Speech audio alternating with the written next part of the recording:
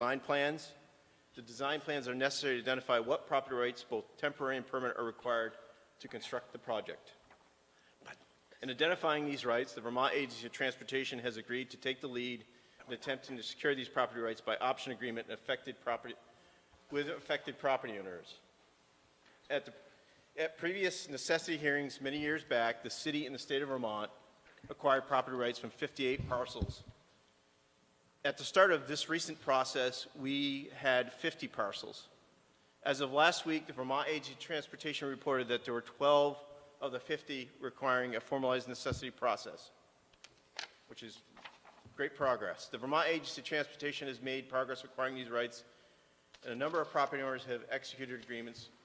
But given the rate of progress in acquiring these rights has slowed, and for the project to remain on schedule, the city must secure the remaining balance of rights through the process of necessity.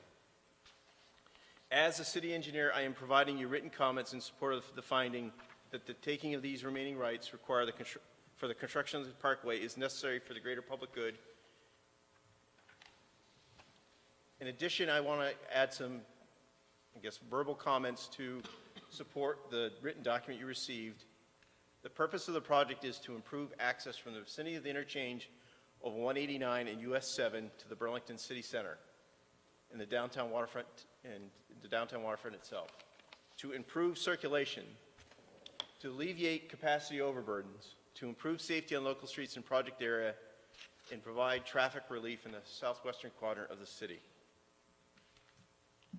For the history of this project shows that the city, VTrans, and Federal Highway have been carefully studying placement impacts for many years and concluded that the current right-of-way is the best. It describes from south to north. Basically, the written documentation I provide you describes the project from south to north by contract 1, 2, and 6. The map that you see is around you and also introduced is all the right-of-way interest needed. The major components of the project include signalized control at major intersections, exclusive pedestrian phasing, emergency services, vehicle preemption, and transit priority, improved street lighting, improved rail crossings, and the resurfacing of Pine Street. The construction of a new shared use path along the project corridor from Shelburne Road to the intersection of Pine and Kilburn, where it transitions to a shared road facility. In addition, there are new stormwater infrastructure to improve drainage and reduce sediment loading to Lake Champlain. This concludes my verbal comments, and the Champlain Parkway team is prepared to answer any questions you may have and would encourage you to read more of my written comments. With that, I will open it for questions.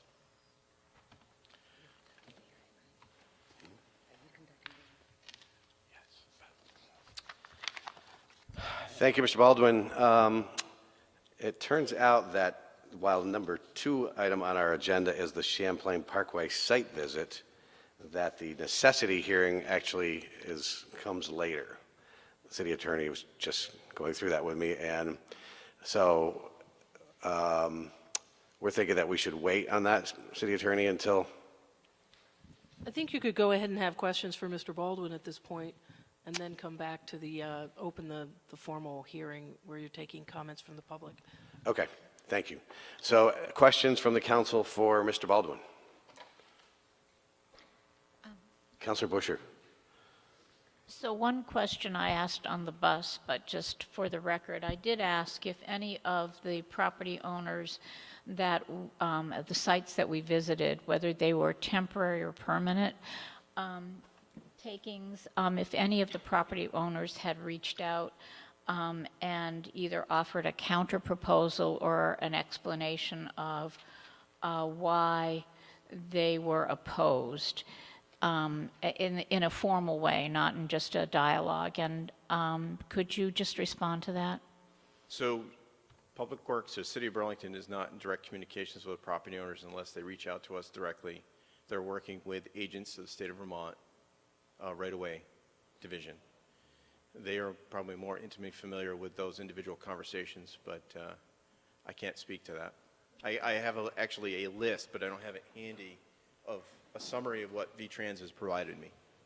Right, so, so if VTrans could then, when we take it up at the end, when it's on our agenda, if anyone could just speak to that. My understanding was that there wasn't really a clear understanding of, there might have been other reasons why these 12 properties haven't actually been resolved, and that's all I'd really Right, want for the record. You know, there's a mixed array of why people have not signed. Some of it because they simply are not local. Some of it because it may be they're hoping that they could get further consideration from a compensation, but compensation hearing is later. I'm not sure all the details of what motivates people to sign or not sign. Okay, thank you. Other councilors, other questions for Mr. Baldwin from the council? Councilor Jang. Thank you, President. So my question is mainly around the design of the project, not the properties or anything. If you look at the design, basically, I mean, from the 89, we live in only 6 blocks on Pine Street, if you count them. And then you come back again on Pine Street again through Flynn Lakeside, you know, and again 6 other blocks or 7 other blocks will be affected. And also we know that people in the Burlington, the city of Burlington, who live in the New North End, it will take us at least 20 to 15 to 25 minutes to get to 89. In terms of the design, I was wondering why this could not be considered to have an attachment to Battery Park instead of, again, on Pine Street. How can this design can just be connected directly to Battery Park at least? Point of order? Councilor Shannon, what is your point of order? My understanding was that you just stated that this discussion was limited to the properties that are being acquired, not to the rest of the project. I was talking specifically about the necessity hearing and people speaking on that the public would wait. Is there any reason, City Attorney, why a councilor cannot ask about the project, or should we stick to the condemnation taking a property right now? That's up to you, Mr. President. Okay, I will go ahead and continue with your question, Councilor Jang. Thank you, President, and thank you, City Attorney. Yeah, so basically, how do we want to make sure that this project will also help people who live in the New North End to be able to access 189 faster?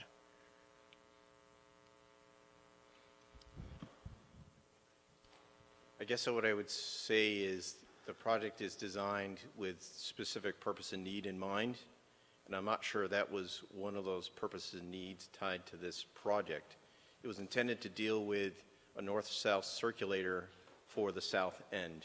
There may be a residual effect of having this improved connection that could make it actually an improved level of service for travelers from New North End to the south end, but this is the corridor that's been picked and selected as the preferred alternative for various reasons that we can, I guess, later go into, but it is where we're at in this design.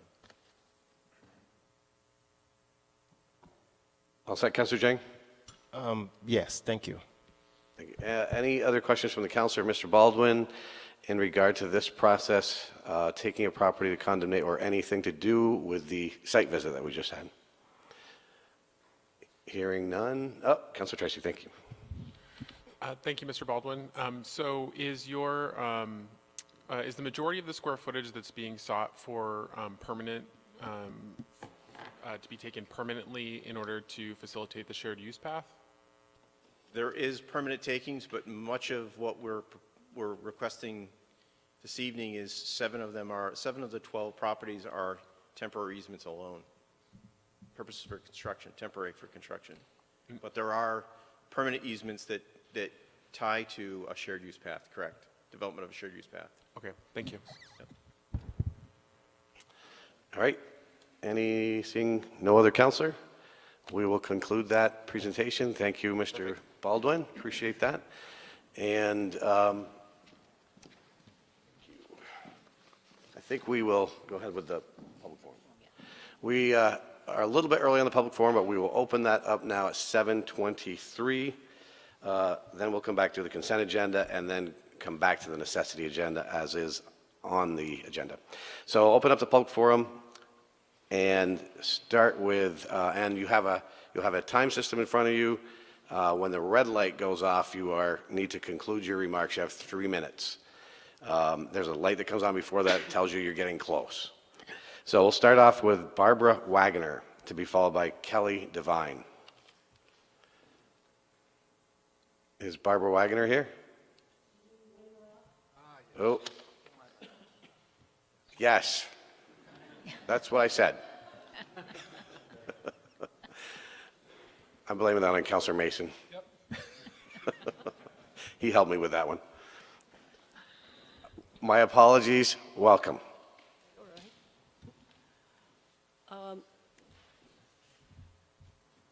I'll speak about necessity for those who feel that it is not a necessity for their property to be intruded upon.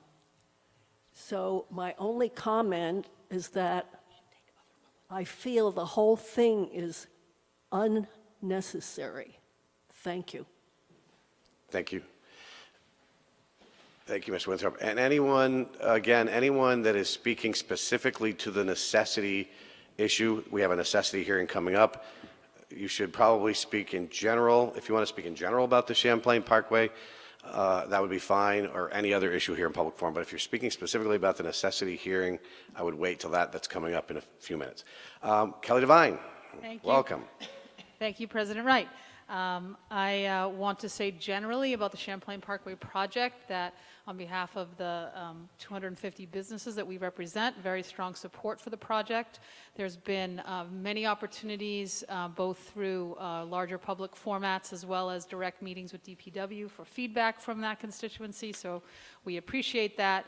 In addition, my organization, along with AARP and Local Motion, held an informational hearing for the public at Champlain Elementary about 1.5 years ago to gather additional feedback there. So very supportive of the project. I won't speak to necessity.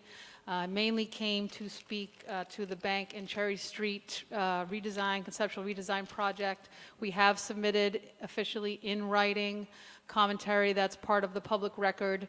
Just a couple of concerns I'd like to bring to the council's attention. One is related to the inclusion of parklets.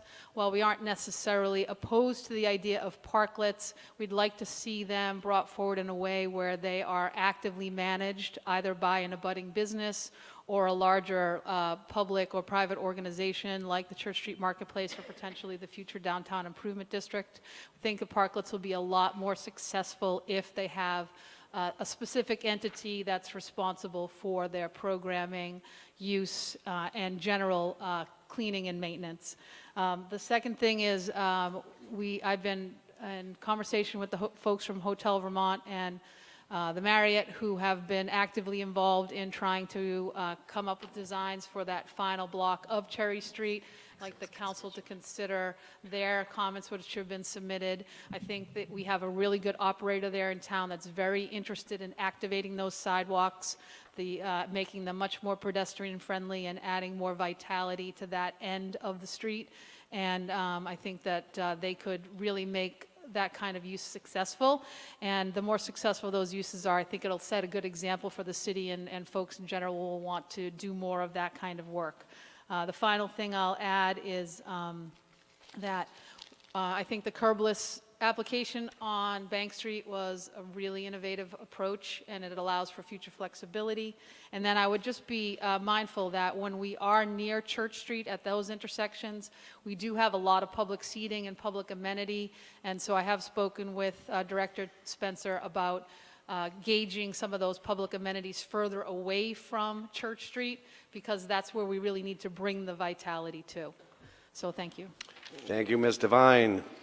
Bruce Huff is up next, to be followed by Matthew Vaughn. Mr. Huff, come on up. Welcome.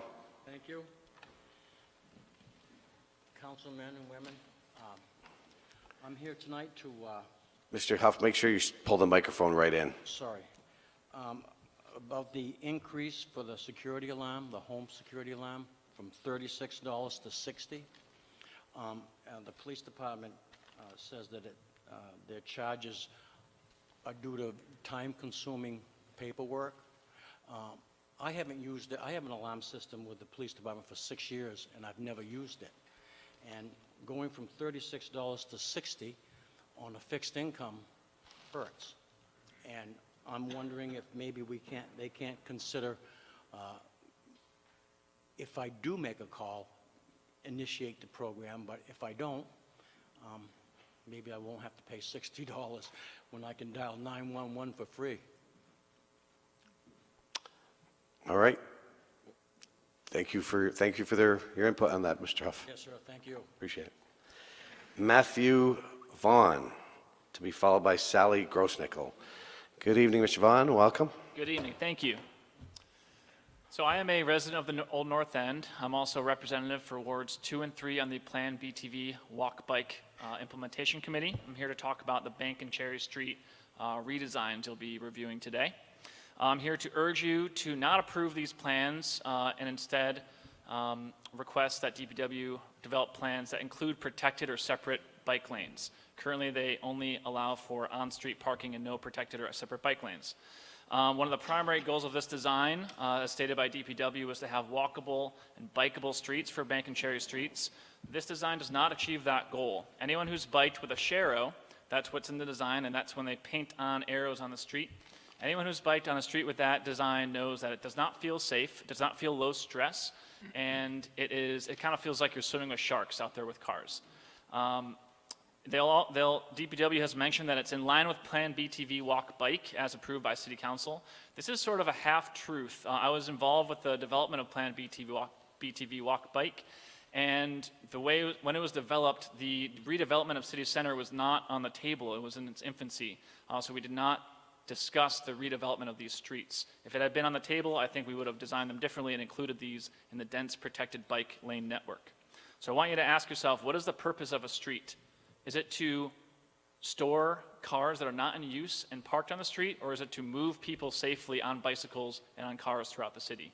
I think it's the latter. Is that my time? Oh, I have a minute. Okay, great. So 15 feet is, I brought my tape measure, but to save time, I think it's about from this end of the horseshoe to that end. Okay, and that is the amount of space that DPW has allowed for on-street parking, 15 feet. That's for cars that are not in use, not moving people safely or efficiently. That is a huge amount of space that we could use for protected bike lanes. The public comments for this design were overwhelmingly in support of protected bike lanes instead of on-street parking. I do not know why these comments were not taken into account for a redesign. Hotel Vermont, which is, I think, definitely one of the largest businesses on Cherry Street, submitted a very strong letter in support of protected bike lanes rather than on-street parking. I urge you to take this advice and not approve the design as presented, but rather move to on-street protected bike lanes. Councilor Tracy has some great ideas for compromises to move to protected bike lanes instead of on-street parking. Thank you very much. Thank you, Mr. Vaughn. Sally Grossnickel is up next, to be followed by Diane Neary or Leary. Good evening, Ms. Grossnickel. Welcome. Good evening. I'm here to speak about the community center, the Heineberg's Community and Senior Center. And if you would pull the microphone right in so we can all hear you. I'm here to speak about the Heineberg Community Senior Center. I am an aging senior, and I moved here 5 years ago to be close to my family, and I purchased a condo in the new North End. And the Heineberg Senior Center has been instrumental in making new friendships and engaging in new and various activities. Burlington, the town of Burlington and the state supports aging in place for seniors, but that's only one of the components for aging in place and staying in your home. At the time of our lives, friendships and social interactions keep us from being lonely and depressed. And at this time of our lives, many of the families are single-parent families, so you don't have a spouse to talk to and to interact with. At the Heineberg Community Senior Center, we can find new friends, renew old friendships, go to exercise classes geared to us, enjoy a meal, get a book from the library, attend numerous informational gatherings, or join one of the many game groups that go on. And the one thing about this is that most of these activities are free or for a very nominal cost. Our special event meals gather as many as 100 of the seniors, where they interact and can renew friendships. They enjoy each other's company and reminisce over events that are only important to us. We support each other during our lows and rejoice during our highs. We are a valuable asset to Burlington. We are out, we're on the go, and we're active. We want to stay this way. We are not affiliated with senior housing or park and recreation. We are an independent, nonprofit center. The Heineberg Community Senior Center is a vital part of our senior community, and we greatly appreciate all of the support you have given us in the past, and we greatly urge you to continue to support our efforts in making this a better place for Burlington seniors to live. My colleague has just given you one of the bulletins that we put out every month that goes to all the seniors who walk in. We also have this program on the internet, and it goes to over 500 seniors, and anyone can sign up to get this. If you look on the back, you'll see many of our activities. You'll see the monthly things that are going on. We are an active and vital part of your community. And again, I urge you to support us again this year. Thank you. Thank you, Ms. Gross-Nickel. Diane M. Leary. Welcome, Ms. Leary. Good evening. Thank you. I'd like to tell you just a little story about how the senior center has helped me. Several years ago, while walking my dog, I slipped and fell on the ice and broke a hip. Once it healed, my doctor recommended going to Tai Chi classes, which they have at the Heineberg Club. So I started going there, and they not only have Tai Chi, they have strength and exercises, they have nutrition classes, and so I've found it to be a very social, very helpful, healthy living style. So I recommend that you keep funding that so the seniors can keep walking around town and not fall on the ice. Great. Thank you. Altera Bullard.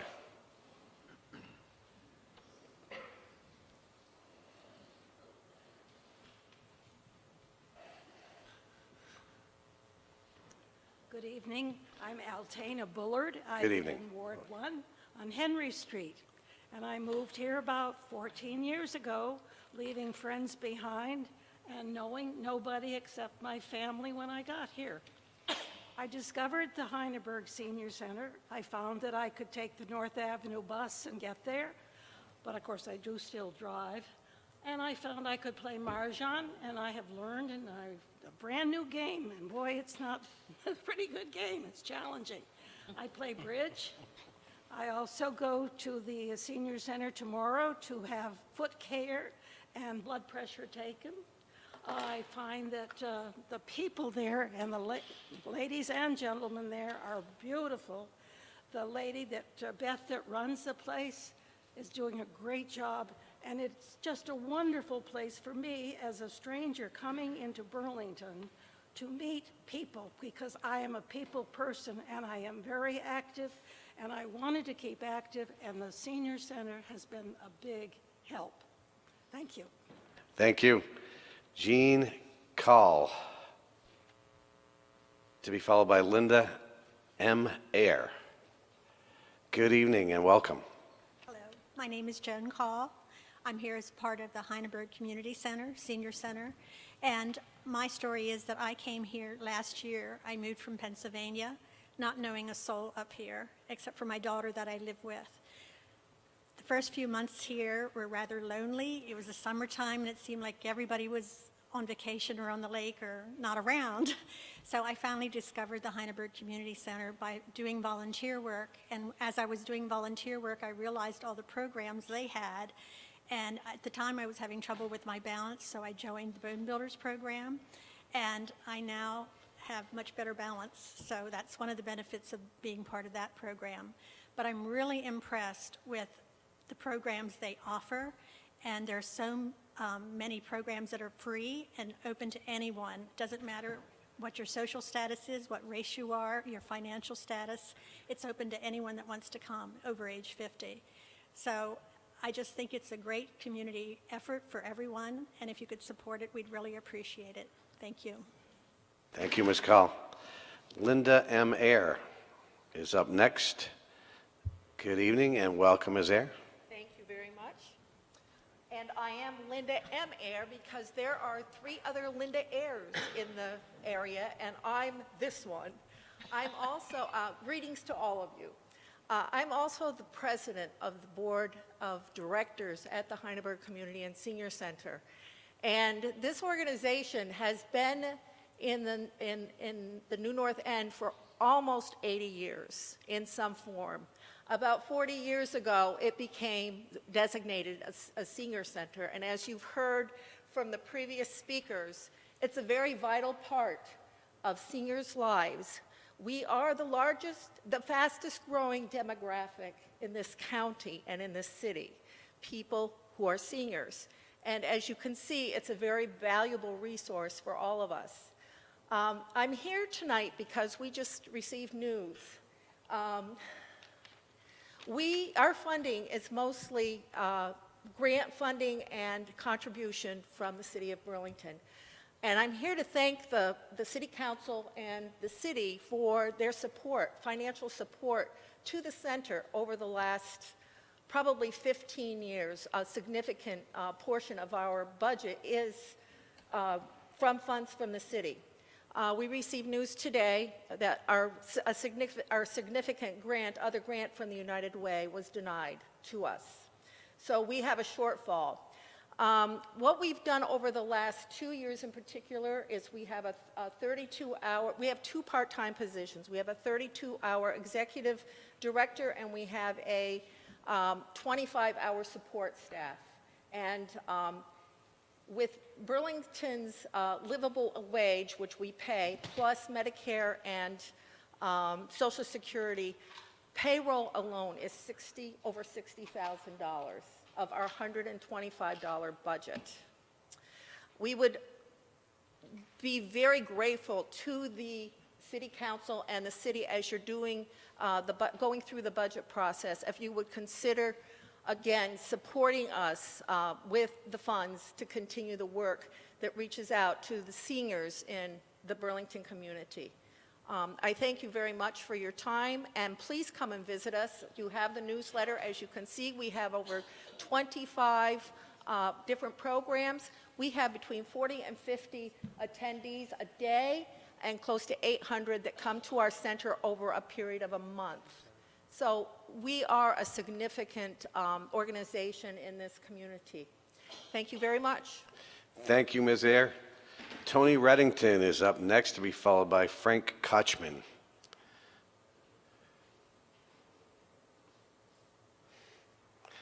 Good evening, Mr. Reddington. Good to see you again. Yes. Welcome.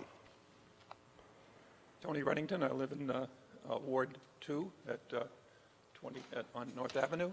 And first, I want to second all the comments that were made by Matt Vaughn regarding the lack of any modern accommodation of bicycles on Bank and Cherry Streets, and add that the same sort of 50-year-old design is also on the reconnects of Pine and St. Paul.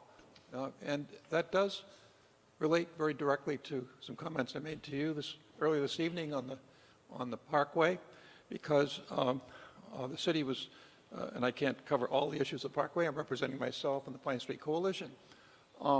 Earlier we put out a news release saying that there's really been no change in the design of the Parkway since the die was cast for the last public hearing in December 2006, the year before the iPhone was invented.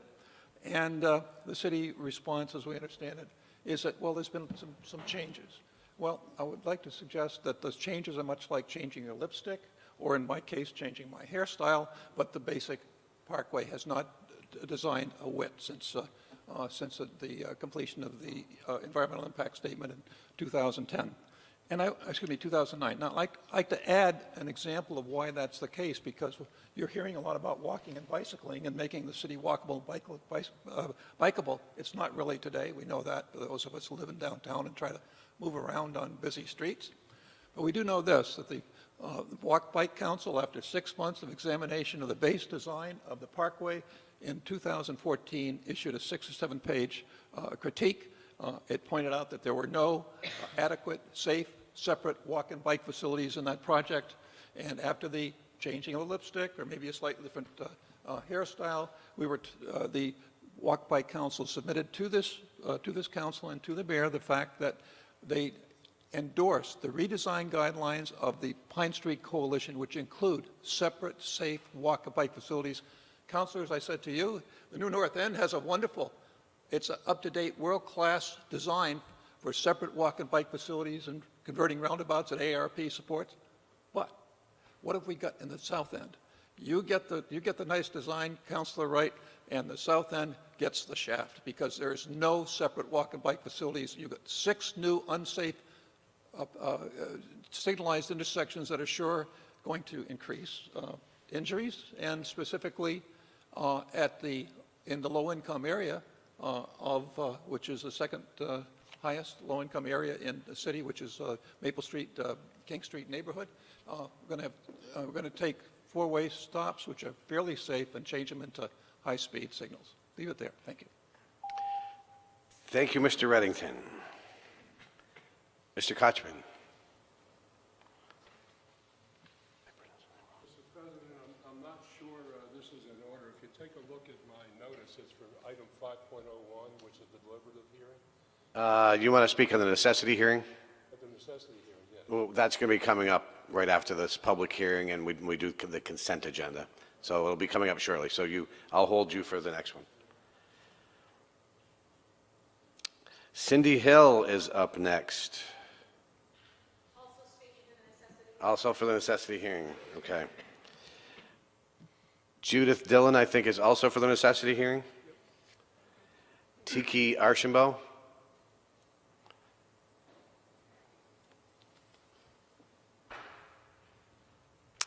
Good evening, Mr. Archambault. Good evening. Welcome. Not in the necessity meeting. Thank you.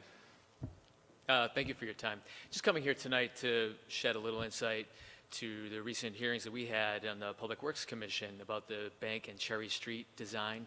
And we just heard that in the last week. So just so you know, I serve as chair in that commission. I'm not here to speak for the commission in that manner. I'm just here on my own regard. And just felt it important to give a little insight to our own deliberations to that design, which was rather interesting, because it's clear the staff put in a lot of work to the design, and in a lot of it, I would say 90% is going to make this area a lot better. This most striking part, I think, was the vision of the city and the community in terms of the biking and the walkable nature did not seem to be reflected in that design. And so by the end of our deliberations, one commissioner made a motion to accept staff's recommendation, and there was no second on that. So basically meaning there was not consensus at all on the design that was there. I think everybody, it's just my gut again, I think everyone felt it was only half-baked, not ready to come out of the oven. Through some further deliberation, trying to find consensus, we agreed to throw in a recommendation for it's a partial bike lane on Cherry Street. And this is where we started tinkering with design, and I guess it comes down to opinion on that matter of how much we should contribute to design. I don't think that was the forum for that, but nonetheless, you could see how it was a very divisive issue as far as the designs that came to us. And again, it's not a knock on staff, because they clearly did a lot of work to it, but I think the plan in front of you is not ready for prime time. It is not. It's a 5-lane highway, if you look at the picture, both on Bank and Cherry. And a few of us felt the need for a bike lane. I felt it should go further, but nonetheless, 2 concerns mainly before my time is up. One is we have an underutilized parking garage down here that we've already just threw some capital money at to try to improve. We need more traffic essentially going into that garage. It's just not used as much right now. I don't know what the exact capacity is, but the more we can get traffic into there, the more we can get the revenue to help pay for that garage. Number 2, you figure we have $20 million or so we're throwing into these local streets, and we don't have bike lanes on either Cherry or Bank, at least as far as the designs are concerned. So you'd think that with a community such as ours, and even looking at the comments, it's pretty striking to see those not reflected in the design. So I just put that out there for your consideration and to give a little insight to what we faced. So thank you for your time. Thank you, Mr. Archibald. And thank you for your service on the commission. Thank you. Karen Long is the final speaker tonight in the public forum. Good evening, Ms. Long. Welcome. I also went to the DPW meeting, and I'm really happy that people looked at it that way. I was disappointed that there hasn't been time to even collate all the comments on the Great Streets proposal. The people that were presenting it from DPW just said they hadn't had a chance to really finalize the opinions of the public, so I think that's something we should look at. But I just feel like, and I rode today on Cherry Street on my bicycle, and it is not a very wide street. There is parking on both sides right now, and half of the parking places were empty. And this was at 4 o'clock today. And the parking garage for City Place is down. So, I mean, nobody's in there, and then the other parking lot that we have been told is half used. So we don't need to designate 15 feet of our roadway to cars, parking cars. I think streets are for moving people, not storing vehicles. So I really am sorry that so much money was spent in this design, and I'm not sure who's driving the need for parking on both sides of the street, but it isn't something we should do now in 2018. This is a really big opportunity. You folks voted for the 14-story mall, or it's housing development, and you said it's going to be live, work, play downtown. People aren't going to have cars. They're not going to need cars. So let's leave those streets open for bicycles and pedestrians, please. Thank you. Thank you. Actually, one other thing I would like to mention, I am disappointed to hear that the committee that was formed for saving a few, well, I thought that saved quite a few trees on City Hall Park, that they are proposing 1 or 2 trees to be saved. And in good faith, I don't think that's a very fair, promise to the people that did want to save some of the trees on City Hall Park. So I don't know who is on the committee for that, but I've heard that the recommendations are coming all from the designer, that other people aren't allowed to recommend trees to be saved. So I hope somebody who's on that committee can look at that, please. Thank you. Thank you, Ms. Long. With that, that was the last speaker for public forum. I will close the public forum for tonight and move on to item number 4, the consent agenda. Recognize Councilor Nodell. President Rudd, I move to adopt the consent agenda as amended and to take the actions indicated. Councilor Nodell moves adoption of the consent agenda as amended. Councilor Busher seconds. Any discussion? Hearing none. All those in favor of adopting the consent agenda, taking the actions indicated and as amended, please say aye. Aye. Any opposed? Passes unanimously, and we have passed the consent agenda. Item number 5, moving on to the deliberative agenda now, is the necessity hearing. So I will open up the necessity hearing, and what I'm going to do is we have 3 people that were held over that have filled out slips to speak in the necessity hearing. First, I think City Attorney Blackwood, we agreed that I would first read each property here that's on the summary of properties for Champlain Parkway necessity hearing, and see if anyone wants to speak from this list. Then we'll go to others. So first, is there anyone here from Vermont Railway, Inc. to speak tonight? Okay. Anyone from Howard Center, Inc.? Okay.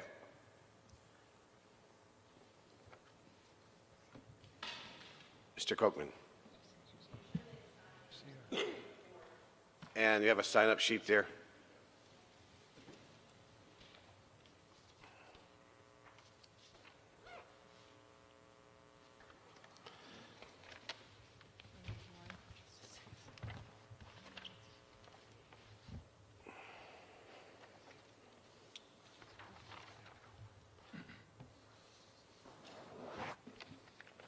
Good evening, Mr. Kochman. Welcome.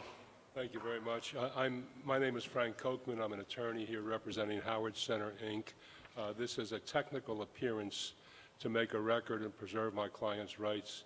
We've been negotiating with representatives of the state. I think it's the state. It's been a little confused. And I suppose the city. We haven't quite closed the zipper on an agreement in lieu of condemnation. I think we're pretty close, within a couple of strokes, but we're not there yet. So I'm here to object to the taking proposed as it bears on Howard Center on the grounds that it's unreasonable and unnecessary. And that's all I have to say. All right. Thank you, Mr. Kochman. The next one is Donald Lee and Julie LaFountain. Anyone here? That name? Okay. Next is Riley Properties, LLC. Anyone from Riley Properties? Okay, no. Cumberland Farms? Yes, sir. Come on up. Okay. Thank you. Group 5 Investments, LLC. Anyone here from Group 5 Investments? Close that one. The Maltex Partnership. Okay. 44 Pine Street Commercial Condominium Owners Association, DDC Holdings, LLC, Lessor, Dealer.com. Nope. Just a few more. Derek H. Davis Charitable Remainder Trust 2.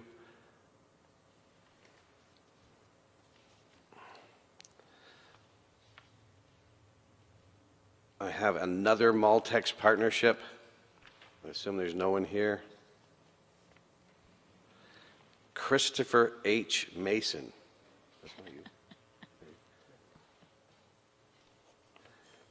And Overlake Park LLC. All right, that finishes the list of properties. So we'll go back now to we have two more people to speak in the necessity hearing. Cindy Hill. Okay.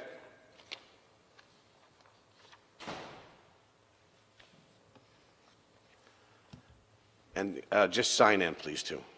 Thank you.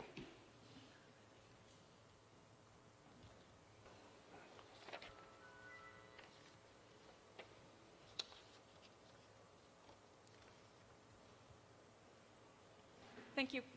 Ready? Good evening, Ms. Dillon. Welcome. Good evening. Thank you very much. Again, my name is Judith Dillon, and I represent 40th Burlington LLC for purposes of objecting to the notice for necessity of this hearing. To be clear, condemnation involves two steps. One is necessity for this body to determine whether the public good requires this project. It's not for the body to determine whether the taking of these particular properties is required to build the Champlain project. The first question this body must decide is whether the public good, necessity, and convenience of the inhabitants of the municipality require the highway to be laid out as claimed in the right-of-way plans and in the request for necessity. Because of that, the statute clearly outlines those persons who are entitled to notice of this necessity hearing. The persons entitled to notice of the necessity hearing are not limited to those property owners whose property will actually be taken either through temporary or permanent rights. As I read before, the statute clearly provides that persons interested should be given 30 days notice to petitioners and to persons owning or interested in lands through which the highway may pass or abut.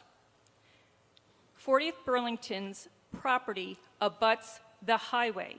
40th Burlington did not receive notice of the necessity hearing or of the site visit. Absent adequate notice, this proceeding and any result or decision coming out of this proceeding will be void. The purpose of this proceeding is not to determine whether or not particular properties are entitled to compensation. The purpose of this proceeding is to determine whether this project, this Champlain Parkway, is necessary, and by necessary, the standard that the city must demonstrate is whether the public good, necessity, and convenience of the inhabitants of the municipality require it. There's been no testimony, and there's nothing on the website that supports that showing. So because, as outlined before, because there has been no notice to 40th Burlington, which is an abutter of this project, this hearing will be void.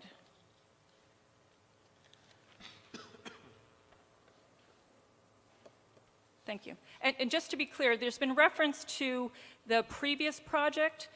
This is the only necessity hearing for this project. The project that's being proposed as outlined in the right-of-way plans of April 18th, 2018. This is the only necessity hearing for that project. And the notice is deficient and did not properly notify all of the landowners which the highway may pass or abut, including 40th Burlington. Thank you. Thank you, Ms. Dillon. Cindy Hill.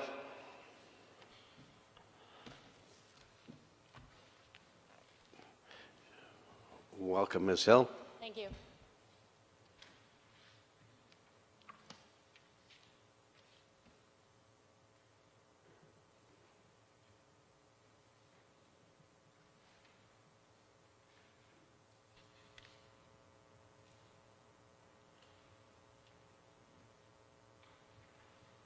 Thank you once again. Cindy Hill, Hill Attorney PLLC, representing the Pine Street Coalition, which is a citizens organization of persons interested in living in, working in, walking and biking in the South End, particularly along Pine Street and other areas of this corridor. We adopt and reiterate everything that my sister council, Ms. Dillon, just stated on the record regarding objecting to the notice for both the site visit and this necessity hearing, that both interested persons and abutters to the project needed to be notified, and that the public notice of the site visit and this necessity hearing needed to clearly state the necessity for this project, the Champlain Parkway, as presently iterated under the plans that were in fact posted after the initial notice went out to a limited number of persons. In the absence of that, due process has not been served, and as members of the public who are affected by this project, we have not received the due process of an appropriate hearing or the proper opportunity to comment, because there is not a statement of the necessity to which we are responding. Thank you. Thank you, Ms. Hill. Did I miss anybody on the necessity hearing? All right. Thank you. With that, I am going to turn to Councillor Mason for a motion. Councillor Mason. Thank you, President Wright. Excuse me, I'd like to make a motion to close the necessity hearing and direct staff to prepare findings of fact for City Council consideration at our June 4th, 2018 meeting. Motion has been made by Councillor Mason. Is there a second? Second by Councillor Dean. Any discussion on the motion? Councillor Tracy. Point of information, so what exactly is this motion doing for us? Like, what is it? City Attorney Blackwood, do you want to respond to that, or Councillor Mason? Leave it to... I mean, the motion is that you've held the necessity hearing, so you're moving to end it.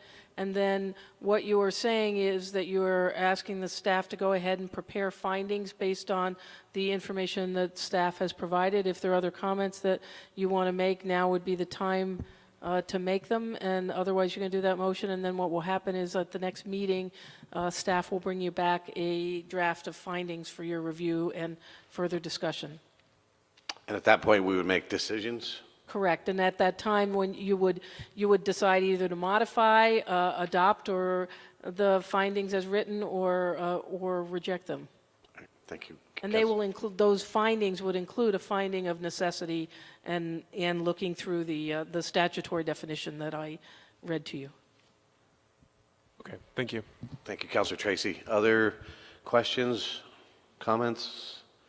All right, hearing none. All those in favor of the motion made by Councilor Mason, please say aye. Aye. Any opposed? That passes unanimously. And that will conclude that item.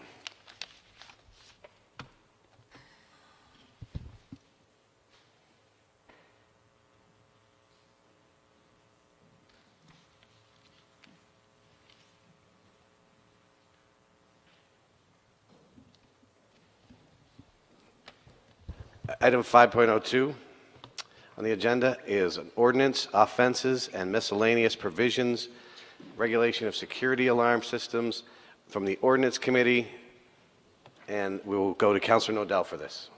Thank you, President Wright. I'd like to move adoption of these changes to the Chapter 21 of our ordinances and request the floor after the second. Seconded by Councilor Mason. Councilor Nodell, you have the floor back. Thank you very much, President Wright. As the new member of the Ordinance Committee, I guess I was allowed to move this to see how I would do as the rookie member. But this is, we have Lise Verano is here from the Police Department. She's the business administrator for both the police and fire departments. If any counselor has questions, she will, I'm sure, have the answers for us. It was endorsed, comes to us unanimously from the Ordinance Committee. It makes one change to this section of our ordinances, and it's Section 2142, which regulates security alarm systems. And just so the public is aware, if you have a security alarm system, you are required to get a permit for it. It is important that the police department know everyone who has these security alarm systems. And what these changes do is one thing, which is it changes the monthly fee from $3 to $5. And the fee has not been changed since 2004. So there are costs of administering all the security alarms in the system, and that is basically the purpose of this, I think, very modest change. And so the Ordinance Committee felt it was well-grounded. I'll give up the mic and see what kind of questions there might be from the council, Mr. President. Thank you, Councilor Nodell. Questions or comments from the council? Councilor Hartnett. Thanks. Sure. So, what drives the expense here? What are the expenses to the city and police department, fire to the residents? So to be clear, the rate increase is for the annual permit fee, okay? And the annual permit fee is to register your alarm company and information. What is involved is the administration of that information through dispatch, the annual billing, the information that's provided to the officers when there is an alarm, and so that the information is on file and current. So there's a lot of mostly administrative work that we're talking about, and between the dispatch center, the billing office, and in between communicating to all the people that are responding or otherwise handling a call.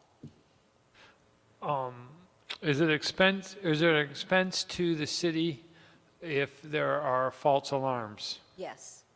Yes. And Well, we're not just, Go ahead. I'm sorry, I didn't mean to interrupt you, but we're not really changing the false alarm fee structure that's in the ordinance. And I thought it might be important to make sure everyone understood that this was about the annual fee being increased just for the permit itself.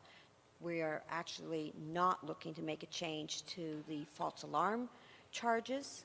That's staying the same. However, we are proposing in concert is the suspending of those false alarm fees, charges that you get because you had a false alarm. We're thinking there's a nice balance there for the people that are experiencing more false alarms. We're hoping they'll work with the police officers when they respond to try to understand why they weren't handled properly from the alarm companies. So we're going to have more interactions that way, but we're not proposing any changes to the billing structure for false alarms.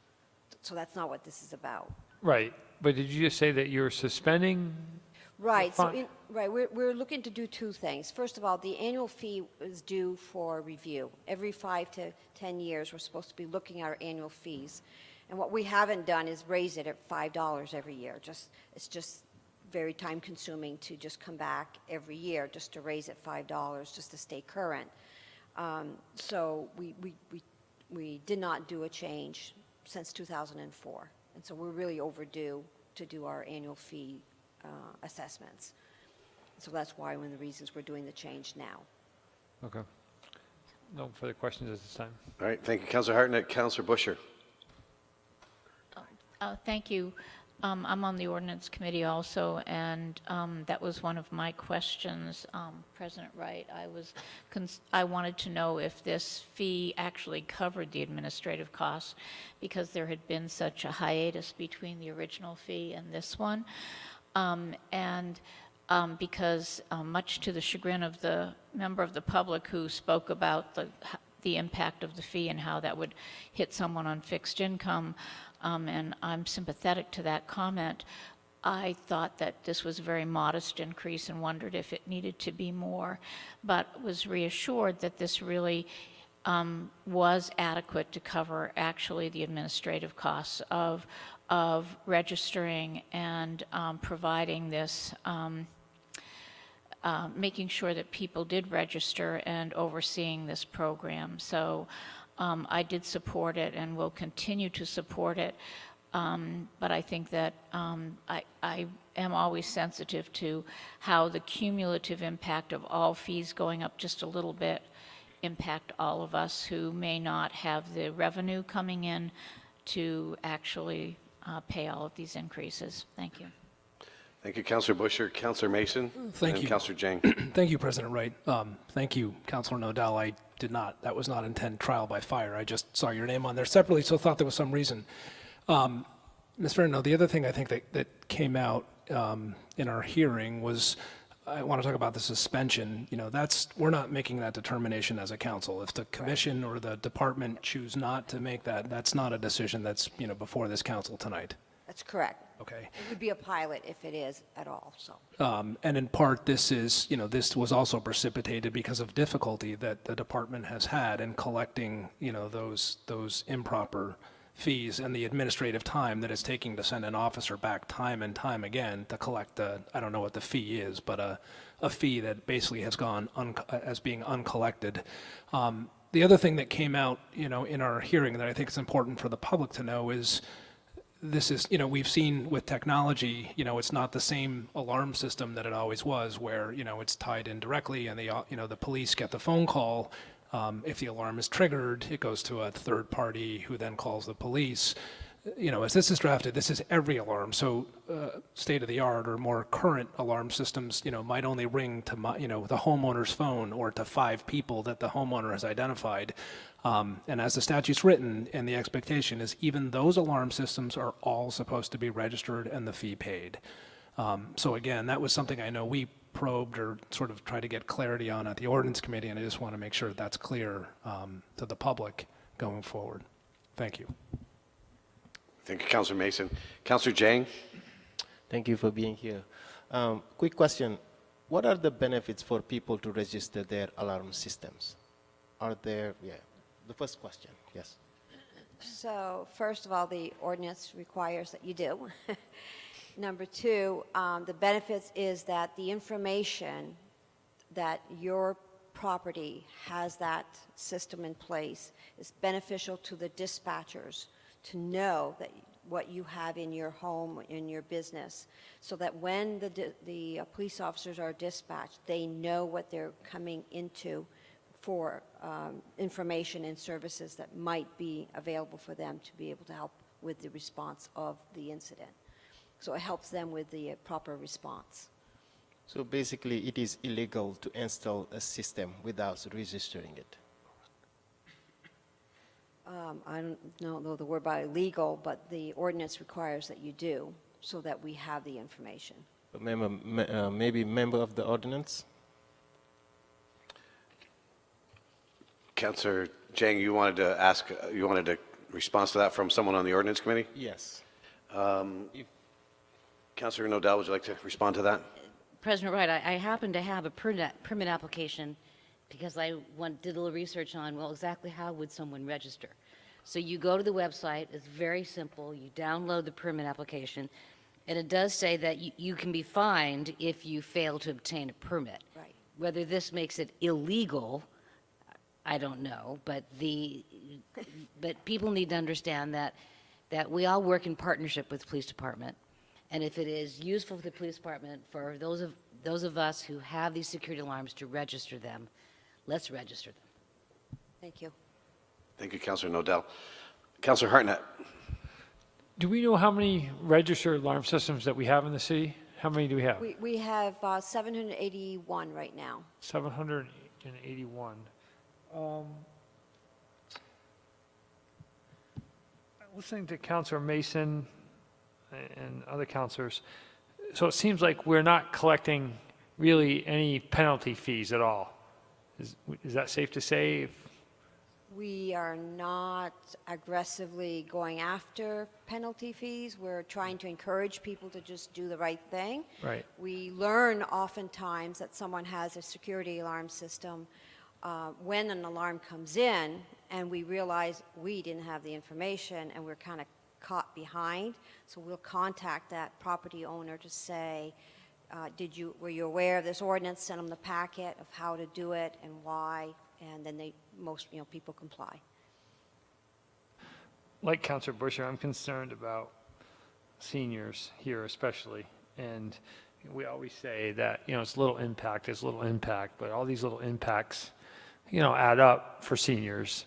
And not too long ago, we had a resolution here at the council to kind of address, the affordability for seniors here in the city. And so I wish there was something that we could do to address that. And I also wish that we would make an effort to go after the fees. If there's offenders that are often with false alarms, seems like, if we went after those fees and stuff, maybe we wouldn't have to raise the registration fee. But you're saying one doesn't make difference to the other. The reasoning for one is not the reasoning for the other. In other words, I got it. I guess the counter question is, do you want us to stay current with the fees by coming back every year to just, how do you want to do it? We thought it was easier on people to just. I appreciate the work. Yeah, right. I appreciate it. Thank you, Councillor Hartnett. Can you are most of the false alarms that come in, are they from businesses? Most false alarms are from businesses, which is a little frustrating because that seems unnecessary. And most of the time it's because the alarm company isn't notifying the police department that, hey, we know what's going on, this is what the deal, you don't need to come to this. And so it's usually a conversation between the property owner and their alarm company that's needed. It's not usually something the police department can force or make to happen. It's not what we're trying to do. We're just saying we're coming here, we're using a resource, we could be somewhere else where we're really needed instead of here because somebody didn't follow the procedures. Thank you. Other questions from the council? Hearing none, all those in favor of waiving the second reading and adopting the ordinance here, please say aye. Aye. Aye. And those opposed? No. No. There are 2 noes. That's myself and Councillor Hartnett. Thank you very much. And with that one, we will move on to item number 5.03. And that is a presentation by Library Director Mary Danko. Good evening. Thank Thank you for giving me the opportunity to update you on the library strategic plan. By way of a little background, I wanted to tell you that the last strategic plan was in 1994. This strategic plan in front of you was started back in August 2014. It started with a leadership meeting, with staff, with a steering committee, and they all got together and decided we need to figure out what the library strategy was going forward. And that was started by my predecessor. And in the fall of 2014, there were community forums, surveys, early learning and literacy forums, library profile was done. Mary, can you pull the microphone in a little closer? Sorry. Feels very close. Okay. I guess it's supposed to feel that way. And then in the winter of 2015, worked at getting all that information assembled, collated, and again, this was all done by my predecessor, and the group that worked on it, the Library Commission was an important part of that as well, and it was done very thoughtfully. There was a lot of great data that was brought together.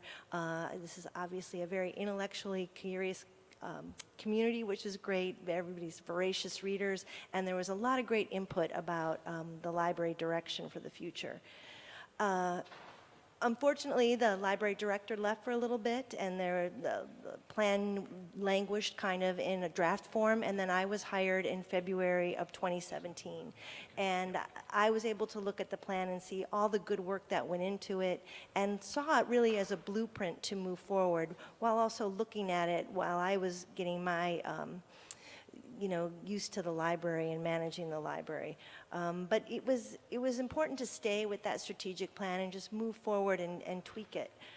So as I've been leading the library along with the Library Commission and support from the mayor's office and the staff, we've really been thinking about this in two paths. We have some short-term goals that the strategic plan has been helping us stay on task with, and we've had some long-term goals. And then we always look to see if there's opportunities that arise, and when those opportunities arise, how do they fit into the strategic plan?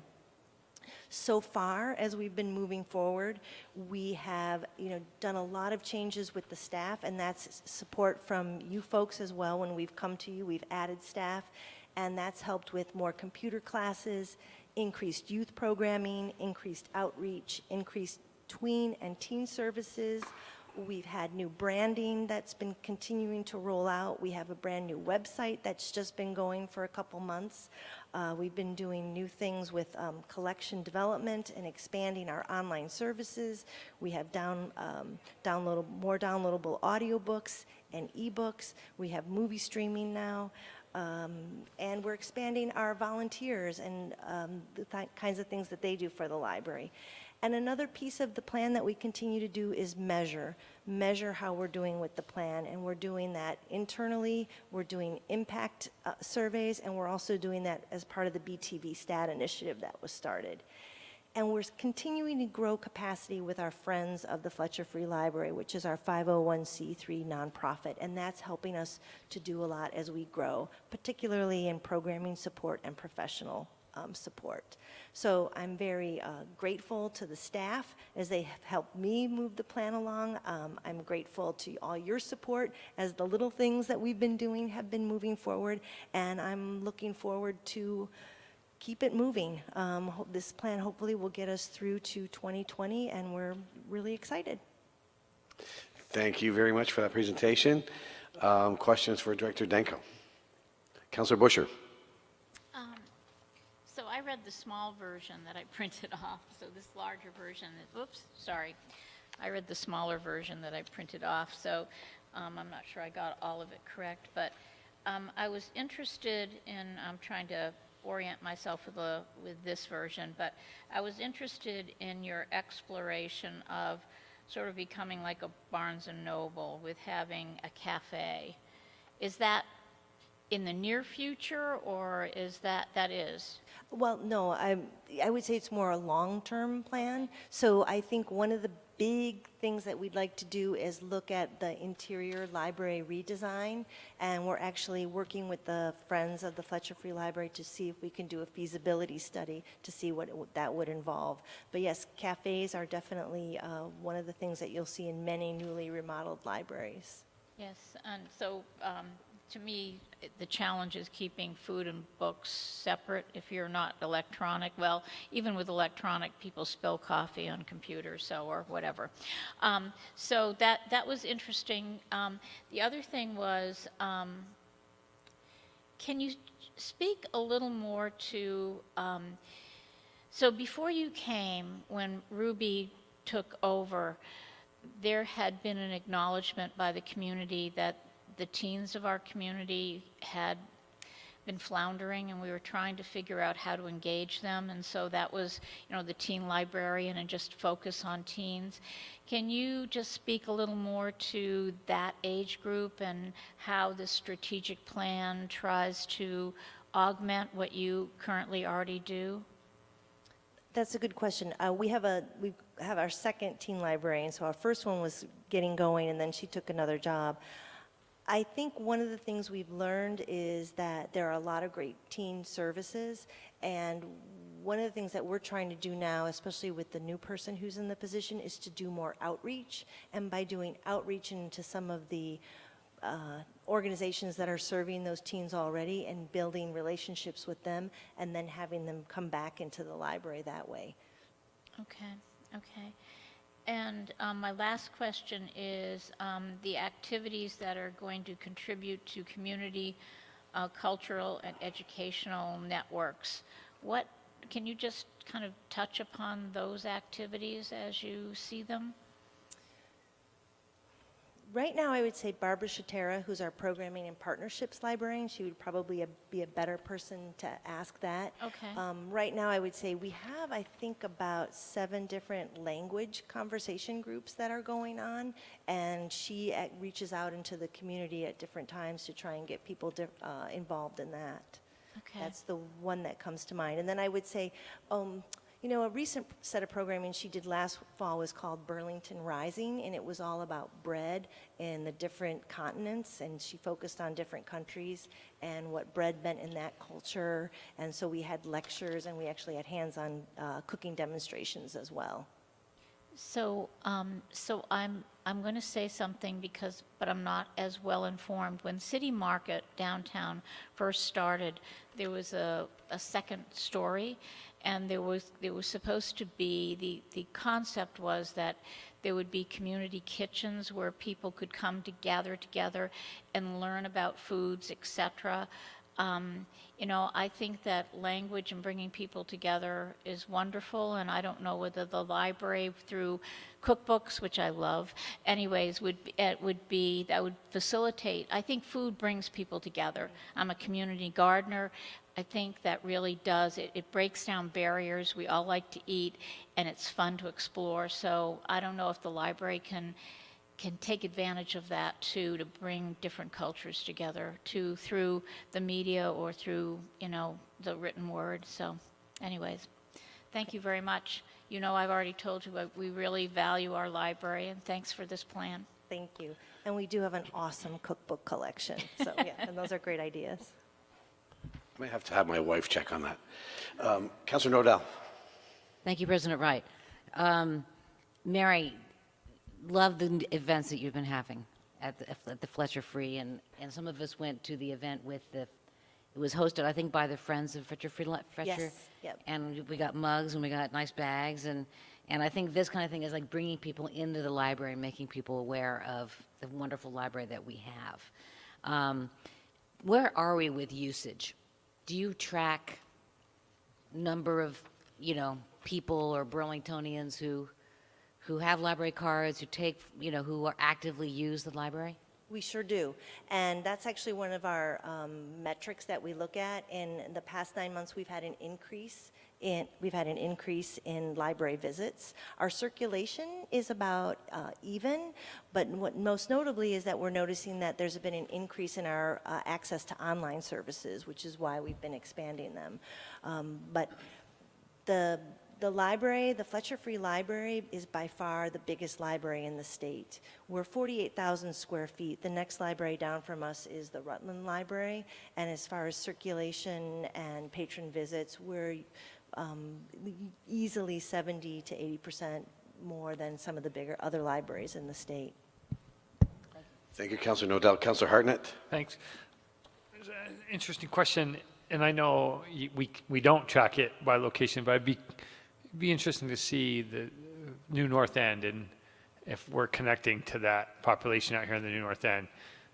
And it feels like it's a stretch maybe to some families to get down there and have the library for their use. And we've always talked about, Councilor Dang has talked about it numerous times, about bringing a hub to the new North End or library on wheels, or however you might want to think outside the box. But be curious, is there a tracking system by addresses or anything that we could do to kind of, in the future, to kind of see if we are reaching the population in the new North End? We actually looked at some of the GIS data, the GIS, and we could input some things, and it got a little bit messy and we didn't fine tune it, but it actually surprised me. The population is pretty spread out.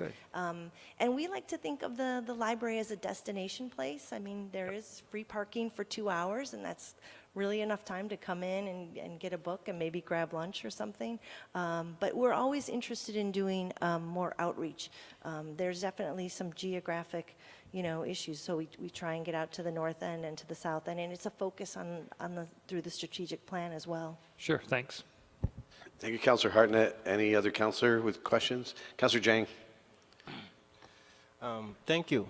And, I'm just glad that I was part of, the team during the hiring process, and we couldn't find a better person than you. Because for the first time I'm hearing today the importance of data collection. And I think it is important, and you emphasized it very well. I think that's good. And in terms of the numbers, that a couple of councilors asked, it sounds like there are over 4,000 people who reside in zip code 05408 using library. But we did not break it down into who is senior or who is young, but 4,000. And also we know that there are 4 of your staff who reside in zip code 05408. And I think the online presence you're talking about is incredible, but at the same time, the community presence you are talking about here, because I saw you at the barbecue, community barbecue, so the presence is everywhere. And the rebranding, your new website, all of that are innovations that are incredible. Thank you. Thank you for doing that. Because now we need to think about that we are in the 21st century.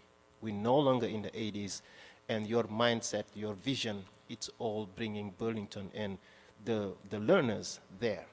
Thank you for doing that.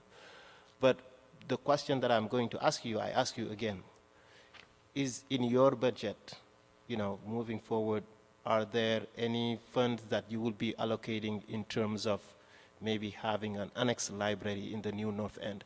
Because if you think about it, everything we're talking about in Burlington, it is about encouraging people to walk, to bike, to run. We have a master plan around that.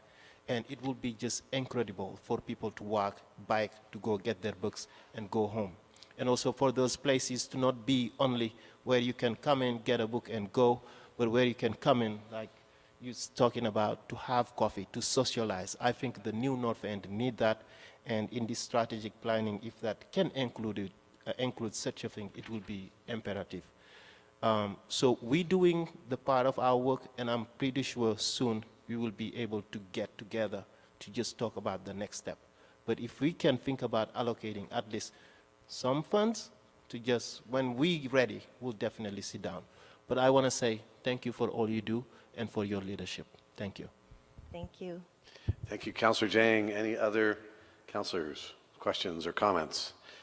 Hearing none, thank you very much for that presentation, and I think we all echo those sentiments by Councilor Jang. Thank you for the work. Thank you very much. Good work. With that, we'll conclude that presentation and go to item number 5.04, which is a presentation on Bank and Cherry Street improvement conceptual design and a resolution. We'll get the resolution on the table first and then hear the presentation. Go to Councilor Busher for the resolution, which is approving the conceptual design. All right, I'm going to move to waive the reading and adopt the resolution. Seconded by Councilor Hartnett. Councilor Busher, did you want the floor back? I do want to make comments, but I think I'd like to hear the presentation first, and I think that would be most appropriate. Thank you. Councilor Hartnett, do you want to speak now or after the I presentation? just want to speak real quick second, because Okay, I think Councilor it's something, it's important that we mention this before the presentation. It'd be noted that at our last TUC meeting, before we voted, Councilor Busher was really pushing benchmarks that would come back to us at check-in points. And I think that's important. We have 2 check-in points on this. So, as we're listening to the presentation, just remember that. I think it's 30 at the 30% and 75. And I think that's kind of important to keep in mind when they're presenting to us here on that. And I think that was important. So just wanted to FYI. All right. Thank you for that point, Councilor Hartnett. With that, we will go to the presentation. Fingers crossed, everything is going to work with our technology. And just for the record, can you both identify yourself for the record and then? I'm Kirsten Merriman Shapiro. I work for the Community and Economic Development Office for the City of Burlington. Laura Wheelock, Department of Public Works Engineer. Okay, and make sure that you pull the microphones in close. We will do our best, and if we get too quiet, just say so, and if I get too loud, say so too. Thank you for having us this evening. This is a very important project for the City of Burlington, and we are going to be walking you through. Some of you have seen bits and pieces of these presentations before at the TUC meeting, or if you came to some of the public meetings, you might have seen some of the information here. But we wanted to walk the council as a whole through sort of our process to get here today. So we started back in, the council may recall that you all put something on the ballot relating to the redevelopment of the Burlington Town Center. And that was November of 2016. It was approved by the voters of the City of Burlington, and we have been working to advance coming forward with some designs to this point. I might have the clicker, sorry. Who we are, again, Laura and myself are acting as project managers for the city on this, and we have hired Stantec as the consultant, and Greg Goyette and Greg Edwards are the 2 primary designers, although they have a huge company behind them that's helping us to do this work. We're here tonight to present the base design. This is to you, and this is what we've done. We presented that base design. It was based on the new street design and construction standards adopted by the council recently. We've gathered focused community feedback. We've considered the public comments and updated the concept, and we're now seeking your endorsement tonight.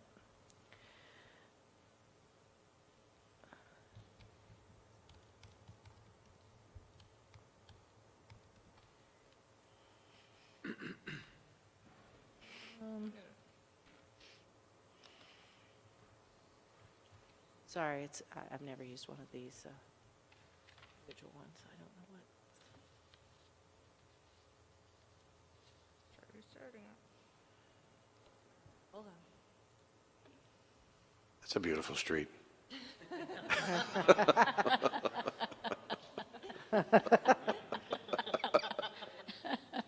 Moisture issue there.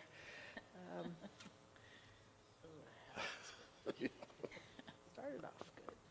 But beautiful. You're not like running. Where'd they go? I don't.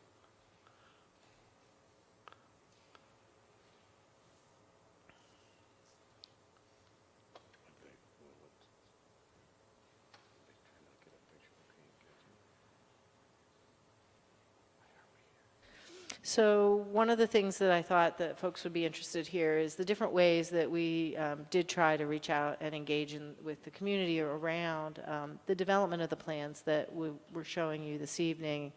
So we developed a web page. There was a comment function, so you could go and anybody can leave a comment, and we've shared all the comments we've received, whether it was through the comment function on the web page or the notes that we took in our community meetings. So we had some community meetings as well. We have email lists that we had gathered from people who participated in the Great Streets process. So we figured they were interested in streets. We emailed them about the particular design meetings. We put stuff on Front Porch Forums, social media. We did specific outreach to property owners and businesses in the project area. We did little quarter-page handouts, and we went to most of the NPAs and handed those out so that the people had a website. They knew they could find out information about the projects, and we discussed it at the All-Ward Steering Committee meeting, and it went out in the neighborhood buzz. You can see the list of meetings that we had. We went to the Public Works Commission on 2 occasions, the Transportation Energies Utilities Committee on 3 occasions. We held a general public meeting in the evening on April 10th, and we did a sort of an over the lunch hour time, specifically with downtown businesses and property owners, but it was open to the public, so if you couldn't make the evening meeting, and vice versa. So we tried to have those 2 available. And then again, we're here tonight at the last meeting on there.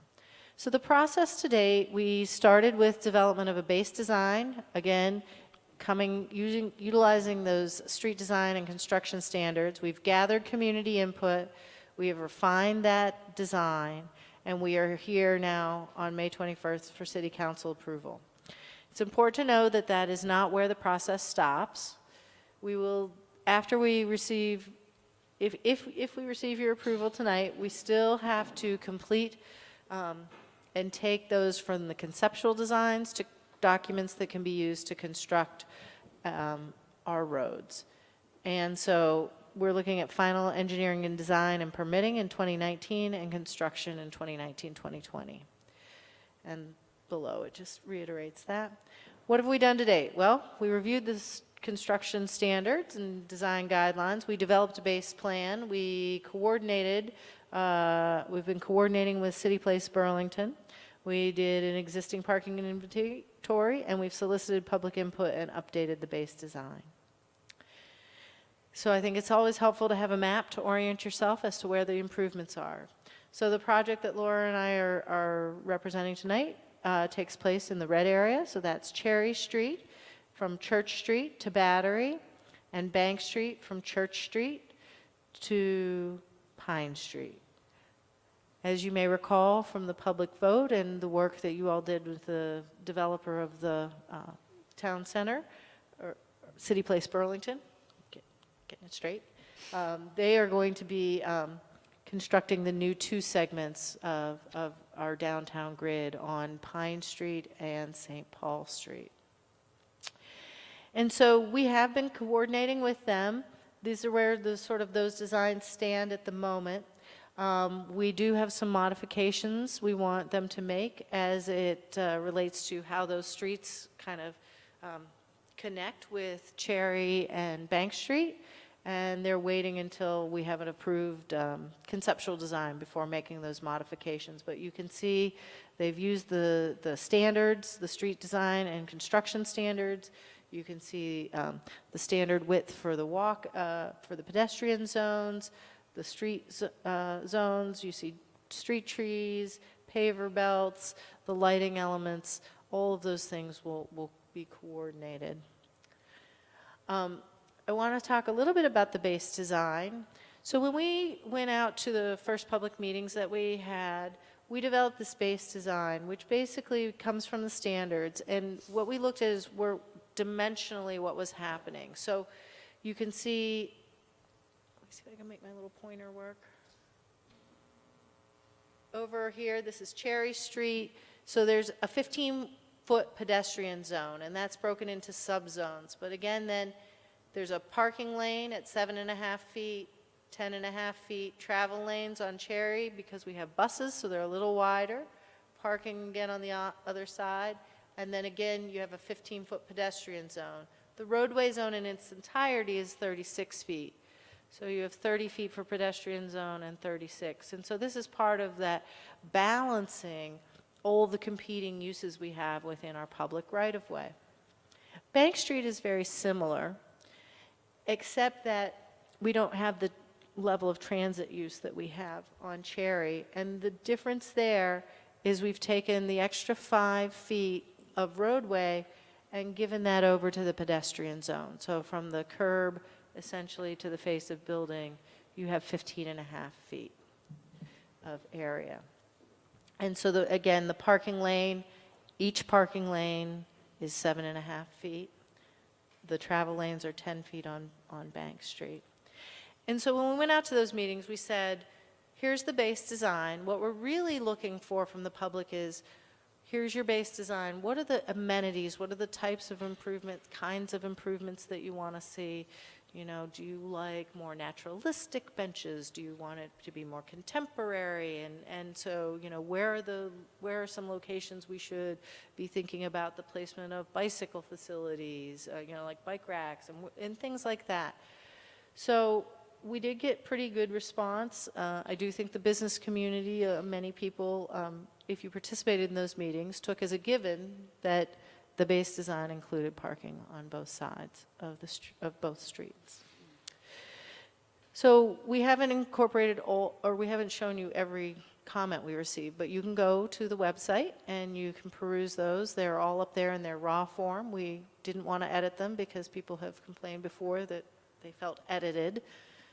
This is my edit of those. So if you want to see them in their entirety, but these were the general themes that we heard, whether it was through comments, whether it was through people speaking at public forums, at city meetings, or in the general community meetings we had, as well as some of the individual meetings we had with property owners. It was important to slow the speeds, reinforce the streets are for pedestrians, trying to create that balance again. You can see our competing users over here on the right. How do you use the limited space to make sure all of those users still can access that public right-of-way? We heard that people wanted to provide a bike-friendly street and wanted us to consider a dedicated bike facility. There was about one thing that there were two things really that most people agreed on. First was the design of the intersection of Bank Street and St. Paul, and I'll have a slide of that so that you can see how that looks a little later in the presentation.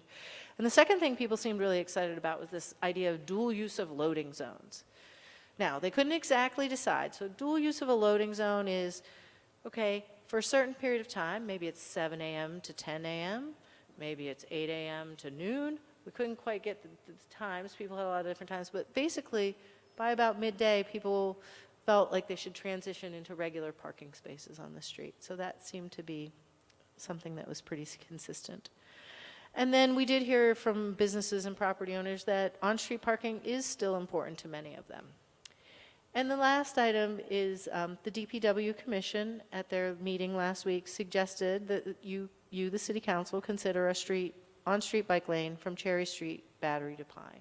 So we wanted to make sure that all of these things, that you kind of got a sense of the flavor of items and what we heard. And now I want to kind of take you with what we heard, what did we try and accomplish on the streets? So what we did is on Bank Street, and a lot of this, if I go too slow, I'm sorry, I'll try and speed it up. We went with a curbless street. We looked at that and thought we could improve some of the grades. We suggested textured crosswalks here. The parking lane has a paver belt, much like the amenity belt. There's no curb. The sidewalks on this street and others also have a pattern. It's called a scoring pattern in the concrete to give it extra aesthetic or feel. So it doesn't look like the 5x5 square of concrete in front of my house. It's all still concrete. It just has a little bit more of a higher finish of look. So we also wanted to make sure how we define those spaces, and so we use a mix of those textures, pavers, bollards, planters, lighting, etc. This is a perspective from Pine Street Church Street. I'm sorry, from Church Street looking west on Bank Street. So we want to reinforce the pedestrian as priority. We believe the curbless street gives a lot of flexibility for the future. One of the things that we heard from the businesses, they were very interested in sort of being able to do more street closures on a temporary basis for, you know, sidewalk sales, block parties, and other kinds of events. So here you can see in the perspective that you have the two travel lanes. We have the area for the bikes clearly denoted. The parking lane is here, amenities, and then your sidewalks here. And then there's some real-world examples that don't exactly match ours, but give you the sense of how curbless streets work around the country and the world. We're not cutting edge on this one. Other people have tried it before we have here in Burlington. One of the things with Bank Street that we heard from Councilor Tracy and others and people in the community was really improving the linkages from Battery Street to Church on Bank, and particularly with the path that exists today that goes from the Hilton here at Battery Street, comes up between the parking structures and the Macy's project to where it connects here with Pine Street and Bank, and then continues on to Church Street. And so the inset here shows how we're trying to more intentionally connect it, address some of the erosion at the top of the path here, and make that a more intentional connection. So you can use the path when you hit Bank Street as a curbless street. It has very low volumes and slow speeds. I mentioned the biggest alignment, intersection alignment, happens at St. Paul and Bank. Currently, St. Paul and Bank,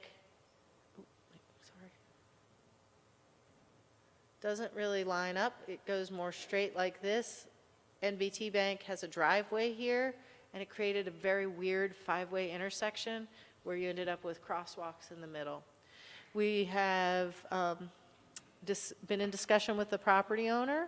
They are amenable, and we are in the process of dealing with an easement with them, so that which will allow us to get this four-way intersection as a configuration. This also allows the transit to use this street in a more effective way. Doing a jog or a dog leg was really going to be a tough movement for them. So we feel like this is overall has just good benefits to the project, including improved access to the NBT Bank from the fire department's sense, and also their new exit will come out here.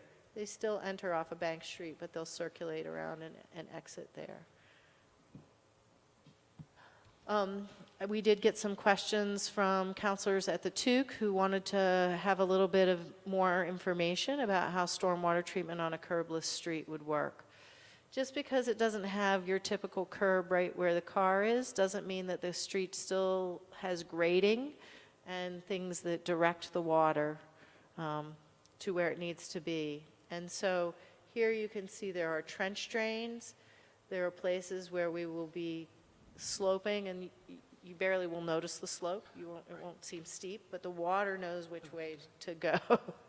And it will come into these, into our rain gardens, into our tree belt area where we have soils there that can help to filter, and it also helps to water our trees. So it's a little bit more how that is. This is the Bank Street. You also have these, I believe, Laura put them all at your desk so you can look at them a little bit. We also will leave them up on the back wall in larger format. So if you want to look at that when you're done with your meeting tonight, you can. But going from the west going east, here is the intersection with Pine Street. Again, we're looking to narrow these crossings. We'll be working out trying to improve the grades. We've been working with People's Bank to acquire the rights necessary to make these improvements to the path, as well as how their steps right here interface with this sort of new intersection here. Coming down the curbless street, you'll see there's trees on either side. There are places where sometimes under the trees it's paving, permeable pavers. We might also use tree grates in some locations, and some places will have low plantings. You can get a better view again of that intersection at St. Paul. And then as you leave St. Paul heading to Church Street, again, you can see these locations. I did want to point out here, and I will point them out later, potential location for a bulletin board here and potential locations here. And again, the textured crosswalks. So going on to Cherry Street, and we can come back to any of this when you have, sorry, I'm just go faster. We have done a tabled intersection where Pine Street enters into the street, so that will be raised up about 3 to 3.5 inches in height. We have narrowed the crossings. We've added a raised crosswalk here. We've maintained the lane configuration as we discussed. There's the mid-block crossing. This is the perspective again from Church Street looking west. You can see the potential for all of these items, including ADA spaces where people wanted to see them. We feel there's a generous pedestrian and buffer area. What we did for bicycles, so I want to make sure people understand this.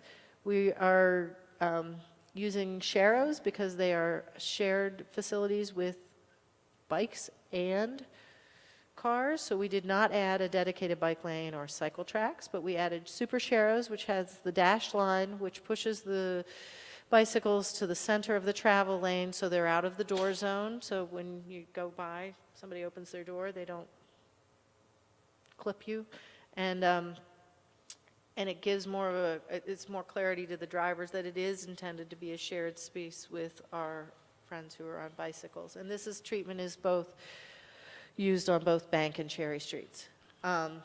Cherry Street concept again, here you're starting at Battery, coming up, Hotel Vermont is here, their drop-off area stays the same, Hen of the Woods is here, there's this crosswalk.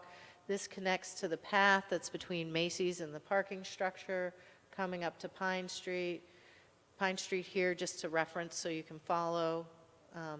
And then coming up to the intersection of St. Paul with the new transit center is here.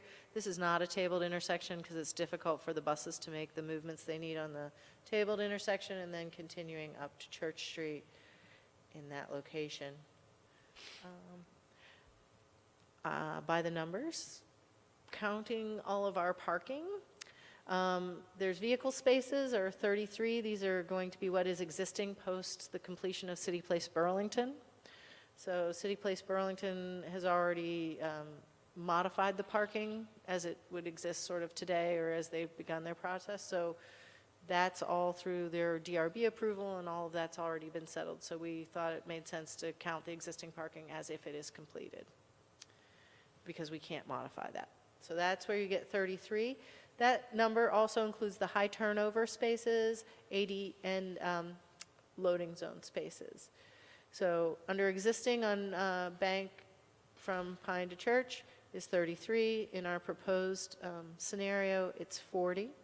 There's one accessible space and one accessible space, but you'll see there's two little stars there. When you have a curbless street, basically every space becomes accessible. So that's also a plus in terms of those with mobility impairments. There's no bus parking spaces here because it's not our transit street. Then on Cherry Street, there are 70 and proposed are 66. There are 4 accessible spaces and 4 accessible spaces, and there are 3 bus spaces, which will be reduced to 2, as they told us that's what they need. Now, this is our goal, but as we get into designs, I can't promise you that this might not change by a space or 2. That's why we've talked about coming back and keeping you apprised of any changes. The same is going to be true for the next slide, which are your trees. Okay? So again, currently on Cherry Street, there are 25 trees. Parks has looked at them and said that they would like to relocate 2 of the small, healthy maples to an alternative site. I don't know what that site is, so I can't answer that. Bank Street has 19 streets, and they would look Parks again would look to relocate 1. Those trees do go during the reconstruction, but we will be planting 34 new trees on Cherry Street, approximately. 32 new trees approximately on Bank Street. There are places in the plans where we're not using trees. We're using low planters. Other places, particularly where we have not maybe enough sun. We're trying to achieve different design goals in some places. But the overall intent is really to make sure we can get healthy, mature trees to go. So we're using silva cells or soil cells. We'll use appropriate soil volumes. We are looking at tree species that are cold hardy, salt tolerant, and can thrive in an urban environment. Again, I want to, at the bottom, the number for the trees is a goal, and it may need to be modified as the plans are developed from concept to construction documents. So one of the things we don't know today is where all the underground duck banks are going to be. So there are things underground that may conflict. So we may have to move them. We may have to move them a few inches, a few feet, and it may be possible that some of them don't stay. So I just want to be upfront. And that's, again, why we've proposed to at least, and it was Councilor Bush's request and Councilor Hart agreed to coming out of the TOOC, to come back and provide updates as we are making that level of decision so that people understand if there's changes, why there have been changes. Councilor Tracy, you had asked specifically for numbers about the bike parking. So the number of bike parking spaces in just the amenity and tree belt zones is 47 bike hitches on Cherry Street currently and 23 on Bank Street. We think because of the curbless street and in other places, there's a potential to add additional bike parking using corrals that might meet the changing needs in terms of locations or volume of need as our city continues to evolve and grow, and as City Place Burlington comes online, and sometimes businesses change over the years, so we want to have that flexibility. Again, I want to just say the number and final locations for bike parking are our goal, and they may need to be modified as we move from concept to construction documents. I know several councilors had inquired specifically about bulletin boards, so I wanted to show those in more detail. So here on Cherry Street, we're committed to having on Cherry Street a total of 2 uncurated bulletin boards, and on Bank Street 2 uncurated bulletin boards. The final locations are not quite set yet, for the same reasons as the trees and everything else. We got to make sure it works.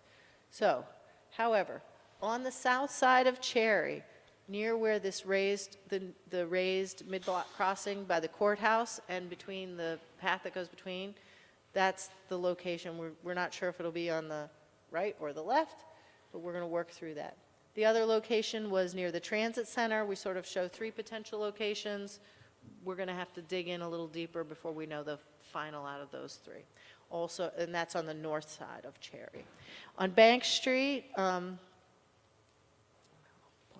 right here near the intersection of Bank Street, near the entrance to 100 Bank Street, is the location we're showing there on the north side of the street.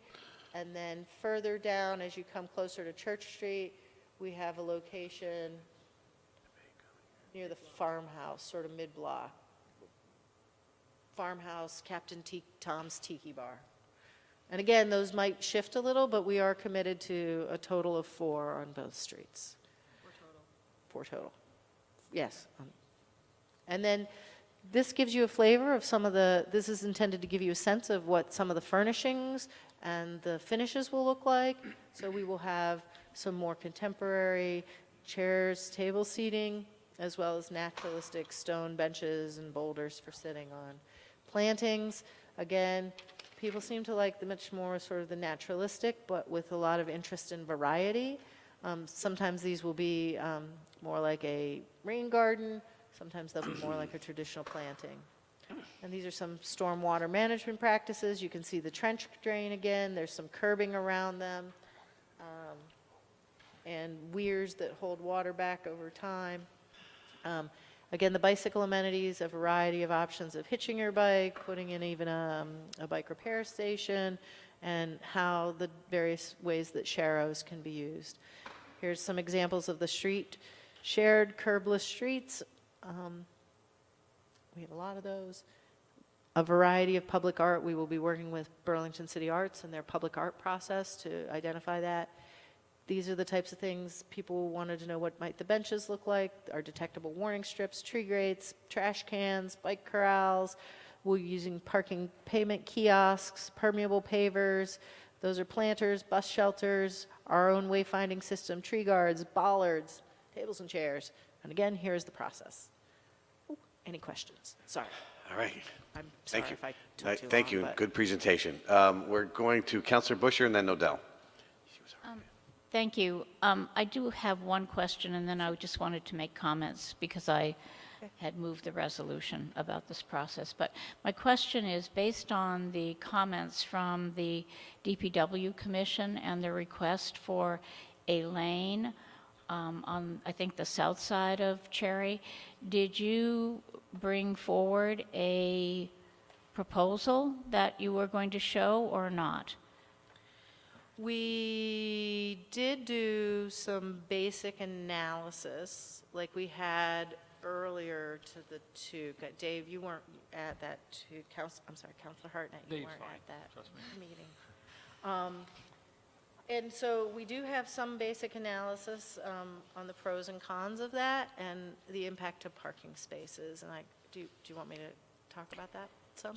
So, well, I think maybe others will, but I just wanted to know if you were prepared tonight because we did get a statement from the DPW Commission about looking at this, and I think it's important that we consider their comments.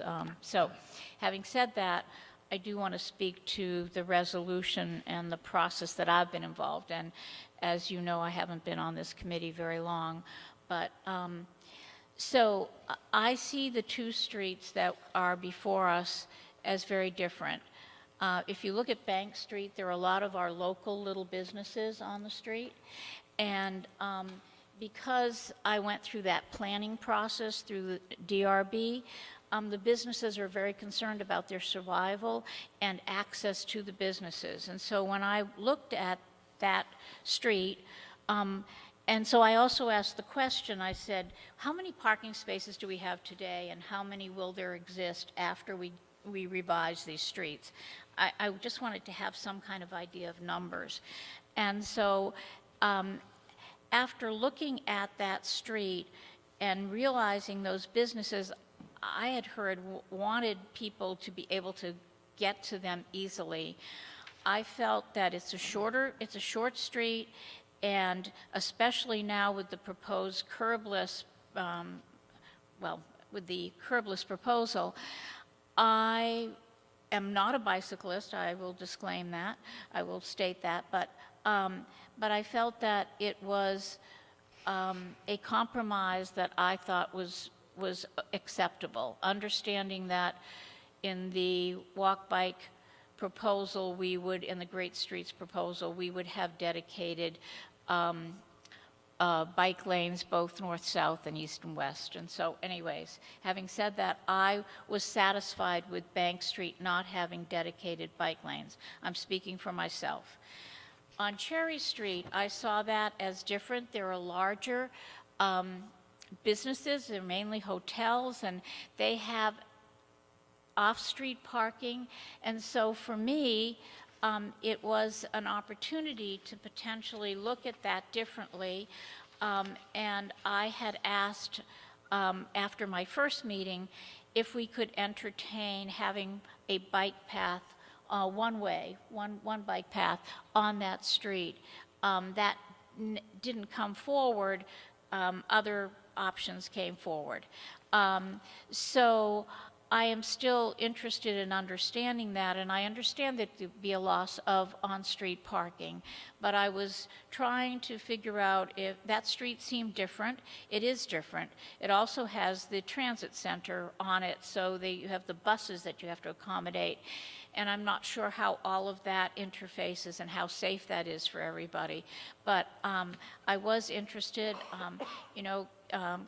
Councilor Tracy chairs that committee. He's an avid biker and has some very good insights, and I was trying to find a way to bring those of us who don't bike, but those of us, and I walk, but those of us who drive and walk together to have something that meets everyone's needs.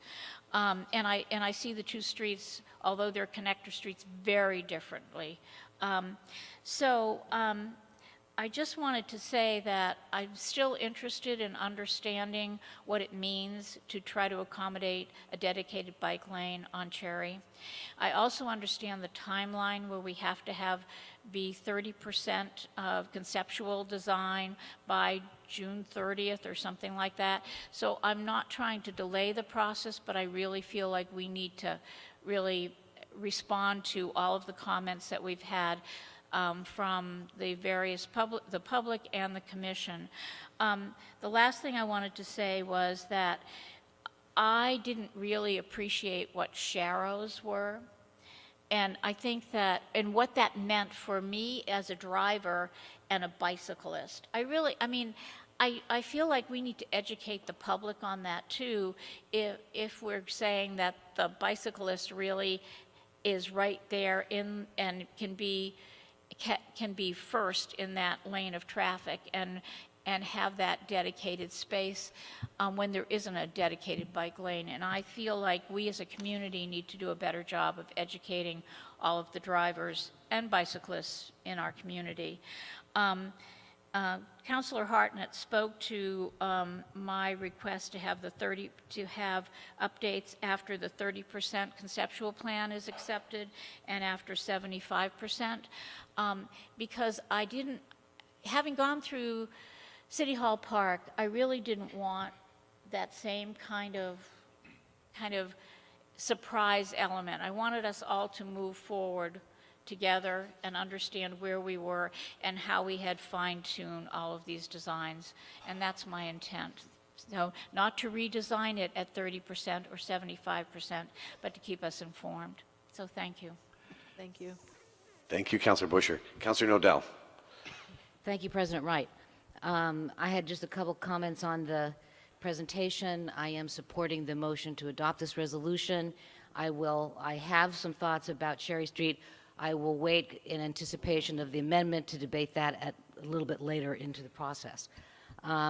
Thank you for the uncurated bulletin boards. I did speak to Kirsten last week about that, and also for the improved connection from the end of Bank Street down to Battery Street. I think that's great. I brought my Plan BTV walk bike master plan tonight because I think we did that plan for a reason. And I'm going to use it as a reference point whenever I can tonight. And I noted that there's the whole interior downtown is designated as a slow zone, correct? Correct. So that is that we're designing those streets to be less than 20 miles per hour. Correct. And that was in your presentation, you call that out for Cherry Street, but it is also true for Bank Street, is it not? Correct. Yes. Okay. So I just think it's important for us all to know that. My last question, on GMT, did we expect that they would still need all that space on Cherry Street? I was kind of hoping with the transit center we could get those buses off of Cherry Street. And so I'd like to push back on that if I can or get more information. Thank you. Thank you, Council. Do you want? Sir? Mr. Mayor? If you want me to speak to that briefly, I mean, when we leased the easement that gave GMT the rights to the bus bays included the bus bays on Cherry Street and Pearl Street as well. We do have some provisions in there whereby if they are not using them, the city has some rights to try to claw back space, but it was a fairly heavily negotiated point at the time. Thank you. Thank you, Mr. Mayor. Thank you, Councilor Nodell. Councilor Dean. Thank you, President Wright. I will be supporting this tonight. I just have a couple of specific questions. Concerns that have come to me have been, as I think other city councilors have been around dedicated bike facilities on Cherry Street. And you mentioned specifically that these are designed to be slow streets. What speed are we talking about, and how is it that those streets are designed to make people go slow? So slow streets are 20 miles an hour or less. They are designed to? So, yeah, I can speak to this. So the slow streets are a 20-mile-an-hour design. This is laid out in both the Great Street Standards, the Bike Walk, and other planning documents that we have. They are designed with narrow travel lanes, amenities that will come closer to the road to enclose the features. We've also added vertical elements to be able to provide prioritization to pedestrians and better visual cues to drivers about the level and volume of pedestrians that are anticipated on these streets, as cues to be able to slow their vehicle down and kind of creep and crawl through these areas. Okay, and then just a follow-on question about super sharrows, which is a term that I had not heard until attending the TUC meeting. Is this an accepted way, an understood way among the bicycling community and experts in bicycle facilities of sharing a street? Is this something that's done elsewhere, and has it proved successful where it's been used? So this is definitely something that has been done elsewhere, and it's something that we are rolling out this year elsewhere in town as well. Inclusion of the Super Sharrow, where we find that bike lanes cannot be utilized, or where we need to have bicycle facilities merge back into the travel lane. So they are newish to Burlington, but they are going to be starting to be marked this year and done elsewhere. Thank you, President Wright. Thank you, Councilor Dean. Are we ready for vote? I guess we're not ready for vote. Councilor Tracy. Thank you, President Wright, and thank you to the members of the Public Works Department and CEDO for the presentation. I feel like I need to preface my comments by saying that I really appreciate all of the work that the staff went into this, especially the work of Laura Wheelock and Kirsten Merriman Shapiro, both of whom are consummate professionals who have worked incredibly hard on this project. What I feel are the inadequacies of the project have nothing to do with the inadequacies of work that you've done on this project, and I very much thank you for the presentations and the work that you did both in the context of TUC and then following up with me, following up with community members. I know that both of you spent significant time on the phone talking with people about very specific and particular details, and that meant a lot to me as we went through that process. So I just want to recognize that work that you did. Going back to the project itself, sort of aside from the great work that the staff did on this, I think it's important to go back to how this project was initially pitched, or how this came to be, and what the conversation looked like when we were talking about and bringing this project to the voters. And so I went back through some of the documents that we looked at when we were approving that documents, many of which are still on the city website, some of which are in the form of information, in the form of text, some of which are in the form of graphics that try to meld a variety of conceptual elements, at least in the form of graphics. But I found the statements, at least, that were included in some of these images to be a little bit incongruous with the design that we're ultimately seeing today. Namely, under one slide that's named view number 2, there's a small bit of text in it that says, quote, "The intent is to create complete streets that accommodate the needs of all users of all abilities, streets for vehicles, pedestrians, and ADA accessibility," end quote. The other piece on that same project website is that on the FAQs asking whether or not we're going to be having complete streets for all modes of transportation, we have, the question was number 6 on that FAQ site, will the reconnections of St. Paul and Pine Streets provide us with true public streets open to pedestrians, bicycles, and vehicles? Within that, again, it says the intent is to create complete streets that are ADA accessible and accommodate the needs of all users, motorists, bicycles, and pedestrians.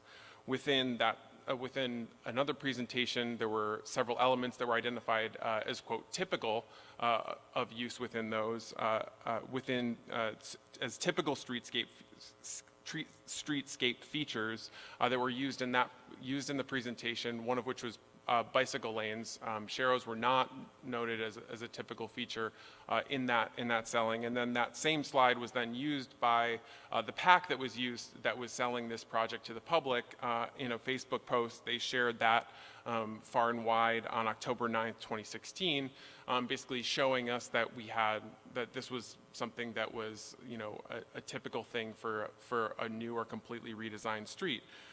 That that element did end up, that vote did end up getting passed, and I think that a lot of that passage and the support that it gained from the bike pedestrian community came from the idea that they felt they were getting complete streets. When you mention the term a complete street, you think of streets that really create that safe ease of use by creating dedicated facilities for each user, whether it's a sidewalk for pedestrians, a dedicated bike lane for bicyclists, or the normal travel lane for cars. And so I think we entered into that conversation or entered into the design phase looking at those things, but we didn't necessarily see that in the design. And I think that that's why the public, when they weighed in on this project, weighed in pretty heavily in favor of adding bike lanes. And so I do appreciate the look back at adding bike lanes in response to that public feedback.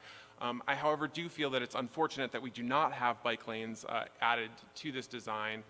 In response to that, I do think that the addition of a curbless street is a positive, and that's a win on Bank Street for accessibility and for that pedestrian experience. And I would be willing to go with the design if it included the bidirectional bike lanes on Cherry Street with a curbless street on Bank Street as a sort of compromise position. That didn't carry weight at the Tuke level. I don't think that that's going to carry weight tonight. So contrary to the idea that I would introduce an amendment, I don't see a point in introducing an amendment because I simply don't have the votes for that. I think that this is pretty baked. So why waste our time? I need to just say what I'm going to say now, and that's that I think that the lack of bike lanes is a real miss on this project. I think that if we have a generational opportunity, we're investing $20 million in streets, we're rebuilding them from the ground up, and when we're rebuilding streets from the ground up, I think we should fundamentally redesign them to the best possible, most modern construction of street design, and that street design is inclusive of protected bike lanes and facilities, nationwide or internationally these days, and so I think that we absolutely should include them in this particular design. I don't think that the sharrows are enough for a couple of reasons.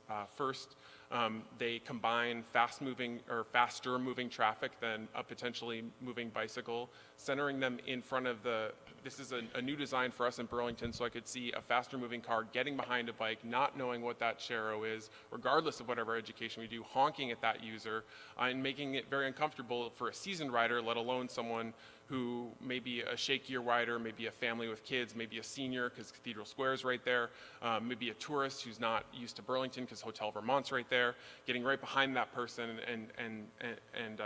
and honking at them. That assumes that the sharrow is there, of course, because one of the things that we have a perennial problem with in Burlington is making sure that our bike lanes are repainted every year. And so I could see a situation where, because it's just paint, it gets washed off in the process of winter, and we have absolutely no dedicated bike facility there, meaning that there's no facility that's actually supporting the bike use there, other than people being able to park, which certainly is a benefit. But if people can't get to that facility safely, then what's the point of having bike parking if they can't get to that particular facility safely? And all of this in favor of warehousing people's private vehicles on the street, on a public street, a street where, as I agree with Commissioner Archambault, we do have a number of parking facilities. We have we're going to have a net gain in parking in the mall project with additional garage space there. We have a recent UVM study that says that our garages continue to be underutilized.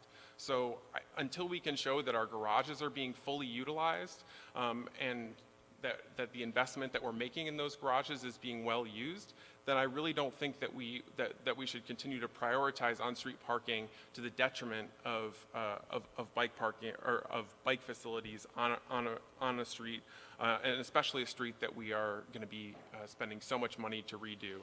When we have these opportunities, we need to take them and create streets that are truly safe for all users. Thank you, Councilor Tracy. I've got Councilor Paul, Jang, and Hartnett, and Nodell. Thank you very much. So I just had a quick question, but before I get to the question, I just wanted to echo much of what Councilor Tracy and others have said. You have spent a great deal of time on this. I believe that the plan is well thought out and well conceived, and a great job well done. My question is, it was pointed out by Mr. Archambault earlier during the public forum that there were comments that came from the public that were not considered in the plan, and that there was, and I'm not really sure what exactly he's referring to, but I'm wondering if you could speak to that. Were there comments that came from the public that were not given consideration when you were in the final stages of the plan? I think we considered all the comments we heard. I think there's a difference between were they considered or were they executed in the plan. So to me, that's sort of the difference. One of the things I shared at a previous TUC meeting is some of the comments we received. I'm going to use an example. We want uncurated bulletin boards because they're awesome and accessible to the public and low bar of entry. We don't want uncurated bulletin boards. They are messy. We don't know what goes on there. We don't think that they are appreciated, and don't put one near my business. So sometimes we get literally like polar opposite ends of comments. So sometimes we on balance are able to accommodate that. Sometimes we listen to all of that. I wouldn't say it wasn't, that we considered everything we heard, but sometimes when you're balancing everything you hear, you cannot always accommodate everything. Within our rights of way, they are set already how much space we have available, and so sometimes we cannot fit everything we might want to fit if we had wide open green fields to, design a brand new road. We didn't have the accompanying private property. I don't know, or maybe he's talking about. Thank you. My apologies. I should have asked you first. That's okay. That's okay. You're fine. Thank you, Councillor Paul. Councillor Jang, and then Hartnett and Odell. Thank you. I think I had a chance to look at this presentation before, not today, but I do believe that, it all ties to Great Street of Burlington. Bike lanes, yes, we need to have them everywhere. But my comment is really targeted toward the bulletin boards. And I echo the sentiment of those who are saying that they are messy. That's true.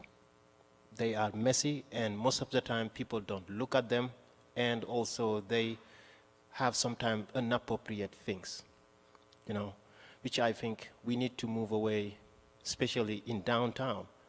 It is time for us to now think about bulletin boards that are digital, that are managed by an entity or a department, where you bring whatever you want to be put there, it's monitored, and it's beautiful, and it attracts people's vision. They don't need to has so much light, like in New York City, no, but they should be digital to remind people to pay attention to what is going on in our town. But having those that are outside, out here, I don't think that's a good idea. I don't think it responds to the aesthetic needs. It also responds to the 21st century, to the modernism that we live in here. That was the only thing that I wanted to add into it. Thank you. All right. Thank you, Councillor Jang. Councillor Hartnett. Thanks. When you look at all the work and everything that's gone into this project, I do think it strikes balance, and that's something certainly I've been asking for. But what I don't see is that you might disagree. Some people might disagree with some of the things on there, but the one thing I wouldn't say is that it's half-baked. Like, this project's been cooked for a long time, right? And you might not agree with some of the things, but to say it's half-baked, I think that's really kind of unfair to say that to the staff. I think you put a lot of time and effort into it. When I think of Cherry Street, there's a couple things that and I'm glad that we've designed it the way it is. I think of Cathedral Square, and they don't have enough parking now, even for their own residents. So people that are moving into Cathedral Square are being waitlisted on their cars saying you can come, but your cars can't. And seniors still drive. Also, there's a problem with visitors at Cathedral Square. There really isn't any parking. I'm glad we're keeping it on Cherry Street. We also have the Chittenden County Courthouse on Cherry Street, which offers a lot of services other than just the court itself. And people are running in there to get paperwork signed and maybe going to this class. And I think it's important that we offer that parking on Cherry Street. So I really do think this strikes a balance. And I appreciate the work you did, and I certainly will be supporting this. Thanks. Thank you, Councilor Hartnett. Councilor Nodell. Thank you, President Wright. I'll be very brief. Just to remind people that the master plan, the walk bike master plan for downtown, contemplated no bike lane at all on Cherry Street. So this is actually a step up from what is in this. It's just an empty street with nothing on it whatsoever in the plan. So we're kind of moving beyond what we said in the plan, and the Bank Street plan in this plan corresponds to this master plan. Thank you. Thank you, Councilor Nodell. Councilor Tracy.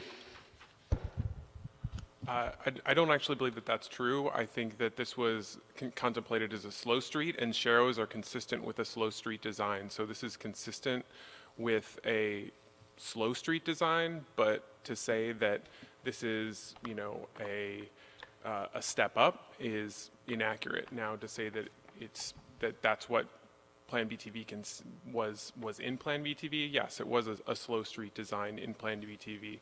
But what we did say in Plan BTV is that that's an iterative process, a process that would continue to evolve, and there's nothing in Plan BTV walk bike that says that we can't go further or do more to provide better pedestrian and bike safety, just as was provided to as an assurance to people who were not fully aware of or fully excited about Plan BTV walk bike, that it was an iterative process and that not everything that was in Plan BTV walk bike wasn't. So if we get to other conversations, I don't think that a strict construction of Plan BTV walk bike will necessarily favor those who are in favor of it in this particular case. Thank you, Councilor Tracy. Mr. Mayor. Thank you, President Wright. I was hoping to weigh in as well on this last debate, which I think is an important one, which is what is the purpose of this plan? Why do we pass it? What does it mean when we get to decisions like this? I think the main value of the Plan BTV walk bike plan is that it gives us a roadmap and a vision of a protected bike network that, when it is built, will represent essentially a new transportation system for this city, one that doesn't exist today and that we've made only very modest progress towards for decades because we have not had that vision, and we have up until now, to my understanding, largely made decisions about bike lanes, protected or not, from kind of an opportunistic process where there was a chance to do something, we stuck a bike lane in where it wouldn't create too much problems, or wouldn't create too, where it could be done sort of easily one way or another. And I think the value of the plan is to get away from that and to have a clear vision of what we're working towards. And when on the nights when we're here debating streets that have those dedicated bike facilities on them, I will be advocating forcefully for following the plan and building it. But on nights where we are dealing with streets that are not envisioned to be to be the heart of that network, I think it would. We also have to bind ourselves to the plan, or I don't think this experiment's going to work. And I don't think anyone has really argued that we need dedicated bike facilities on every street. I think the way these streets are being designed will be good biking streets. Tonight we should stick to the plan, even though that means no protected bike lanes. I look forward to nights, hopefully not too far from now, when we'll have other streets before us where we can make great progress in that direction, because it's one I truly believe in. Thank you, Mr. Mayor. Other comments by city councilors? Councilor Hartnett. Thanks. I'll be brief. Just want to remind everybody, and here's the walk bike plan, which I voted against. I think Councilor Wright voted against it as well. And I remember that night we really got into a good discussion, right?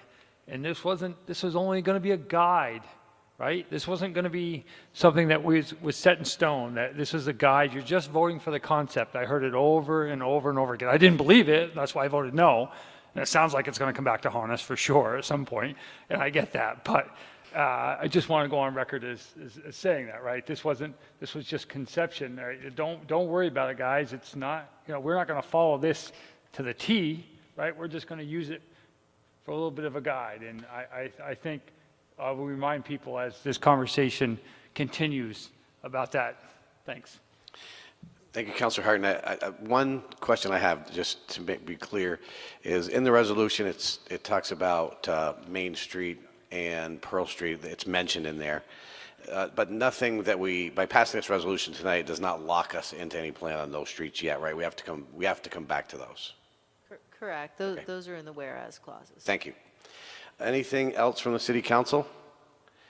Hearing none. All those in favor of passage of this resolution, please say aye. Aye. Aye. Any opposed? No. That is Councilor Tracy and Councilor Jang. So it passes by a 9-2 vote. Thank you very much.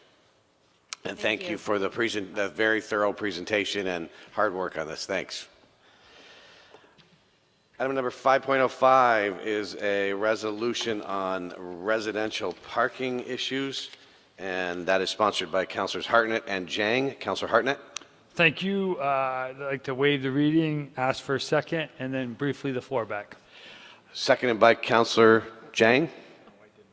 Seconded by Councilor Jang. Councilor Hartnett, you have the floor back. Geez, I was a little surprised that we didn't have more sponsors on this. It's kind of a joke. No, I didn't see everybody jumping all over that, but that's okay. Really, this is, as you see from the resolution, it's really continuing a plan that we started a couple years ago, right? And that we started looking at and making suggestions, but we really haven't really done the work that needs to be done. And I was talking with the Director of Public Works this morning, Chapin, and he'd be the first to tell you that, they did start looking in and making some recommendations, but it's kind of stalled, and this resolution will really kind of hopefully get this going again. And so I would hope that we would support it. And I did talk to counselors over the weekend, quite a few counselors, and I know there's some amendments coming, which I'm okay, and I don't know if Councilor Dang knows about the amendments, but hopefully he'll be okay with it. And so I would hope that we support this, look into this, and get the report back in the fall. Thanks. Thank you, Councilor Hartnett. Others who wish to speak on this resolution? Councilor Dean. Thank you, President Wright. So I did have an opportunity to speak with Councilor Hartnett over the weekend. I am in general support of doing the work that's required to implement the recommendations that have already come before us, but I have two very specific concerns related to both capacity and schedule, specifically, and a couple of specific questions for city staff, which, depending on the answers to those questions, I would be offering two amendments to the current resolution. So I'd like to ask City Director Spencer for... All right, count up Mr. Spencer. Go ahead, Councilor Dean. Thank you, President Wright. So, Director Spencer, I know that DPW is currently managing an incredible amount of work through these summer months, and I note that August 13th is identified in the resolution as a delivery date for moving forward or advancing the whereas clause or the resolution clause. Can you give me an idea whether that's possible, or would additional time be useful to you in meeting the objectives of the resolution? Great, thank you.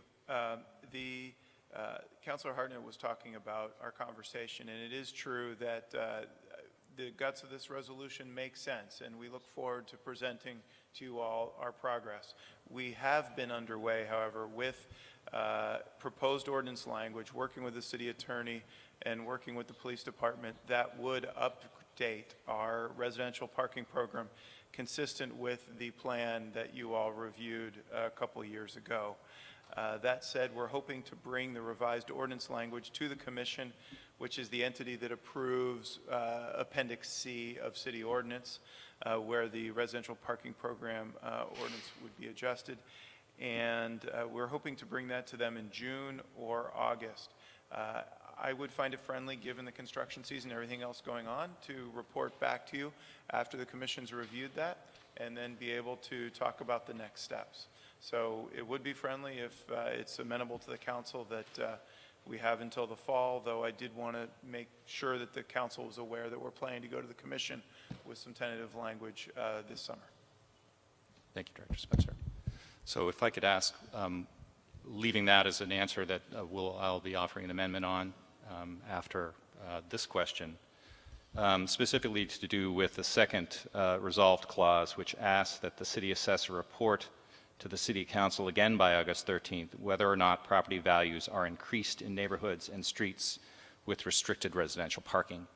So this is a question that I'm not sure who I should direct to, but is the City Assessor's Office capable of and have the capacity to take on that task, and can they deliver by the August suggested date?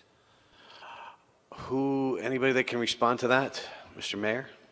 I did talk to the assessor earlier today after seeing this language, and he was concerned that it wasn't really a matter of timing, that the expertise to really do a meaningful study that would definitively determine whether or not there had been some impact on property values as a result of these policies would not be something his office really could do in-house. So I think it would require probably finding some kind of professional that would be able to do that study and appropriating some money for it. And so I think both the timing and perhaps the cost is an issue in getting that done as is currently written. Thank you, Mr. Mayor. And I think that Councilor Hartnett is very amenable to changing the date. So if you do have a amendment in that regard. Why don't I offer an amendment on the second resolved clause, which is lines 27, 28, and 29, that we strike that language from the resolution. Request a second. Okay, so you have requested to delete lines 27 through 29? Correct. And replace it with anything, or just delete that? Delete that from the language of the resolution. Okay, so that's been moved by Councilor Dean. Is there a second? Second by Councilor Shannon. You want the floor back, Councilor Dean? I do not. Okay, Councilor Hartnett? Although when we originally got together and talked about that resolution, this was kind of an important issue at that time. After talking with staff and administration today, I mean, I don't know at this point if it's worth spending extra resources on, and so I'm willing to go along with the amendment. I'm not saying that I wouldn't revisit this depending on what the report is back from Public Works in the fall, but I think I would rather see work done and get things done and have not this hold us up. So I'm agreeable to the amendment. Thank you, Councilor Hartnett. Councilor Nodell? President Wright, I also support the amendment, but I think that it also is just intuitive that if you are on a street that has residential parking, it's helping your property values. If you're on a street where there's a lot of excess demand for parking and it's hard to park near your house, then that's going to hurt your property values. But I don't think we really need to know precisely the effect. And it would take, I think, a fairly sophisticated econometric analysis to answer the question. I agree. Thank you, Councilor Nodell. And so again, this amendment deals strictly with the city assessor, correct?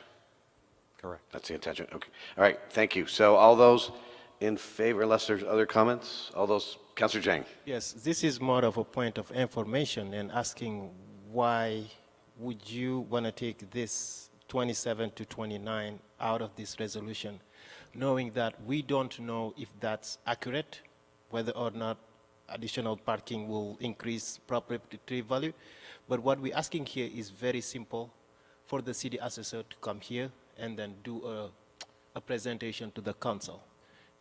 He or she can say yes or no, or I don't know. That's what we want. We want to hear from him. But now taking this away from it, meaning that you just asking for another councillor to bring another resolution, that will actually gonna ask something very specific. What are all the elements that add to the increase of appropriative value?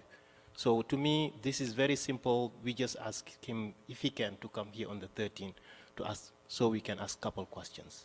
We're not taking any actions about this. Thank you. Councillor Dean, would you like to respond? Sure. I think that we've heard pretty clearly from the discussion that the mayor offered that the city assessor's office does not have the expertise to make this assessment. So requesting that they do that really does not fit with the appropriately within the context of the resolution. We can certainly ask that and work together to find a resolution, offer other resolution language under a separate resolution to address this issue, but it doesn't seem to be appropriate to have it here since the city assessor does not have the capability to address this. All right, thank you, Councillor Dean.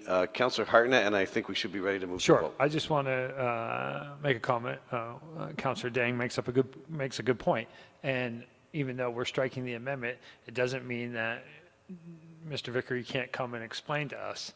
So, I mean, it doesn't have to be part of this resolution, and I understand that, but he could come and explain to us really what tasks that his office would be taking on, or the expense of what it might cost. And so I think it would be fair, maybe we could work with the council president to see if we could have Mr. Vickery come and just speak on this issue alone separately. And I think that would probably work. So I do support the amendment. Thank you, Councillor Hartnett. Anything else from the council? Hearing none. All those in favor of the amendment proposed by Councillor Dean, which again is to strike lines 27 through 29, dealing with the report from the city assessor. All those in favor of the amendment, please say aye. Aye. Any opposed? That passes unanimously. Thank you, Councillor Dean. We've eliminated that section of the amendment. Now we're back to the original motion to pass the resolution. Is there further discussion? Councillor Dean. Yes. So following on the discussion that we had and observations from the director, I would suggest that we look for an alternate date in the fall months, either October or November, where it would be an appropriate time for him to deliver back his report. Councillor Dean, would you like to plug in a date? So I would like to make that amendment, but I'd like to seek a time. Can we look at the city council schedule and seek a time in October, November? That would make sense. Well, Director Spencer said sometime in the fall. Yeah. If we said second meeting in October, would that? That is friendly. All right. Councillor Dean. So I would propose that we make an amendment to the resolution that directs that the DPW come back to us with the results at the second meeting in October. All right, and that's seconded by Councillor Shannon. Discussion on the amendment, Councillor Hartnett. I do find this friendly, and for a councillor who sat here 2 weeks ago and said everything should be put aside, we should only be concentrating on paving streets, and we should be doing nothing else this summer. I would agree with this amendment, and I support it, and I do appreciate the effort on Pine Street, and as quick as it went, so I'll just put that in there. So I do agree with the amendment. Thank you, Councillor Hartnett, for the consistency there. Appreciate it. Councillor Busher. So, President Wright, can I ask the director a question? Yes, you may. Thank Proceed. you.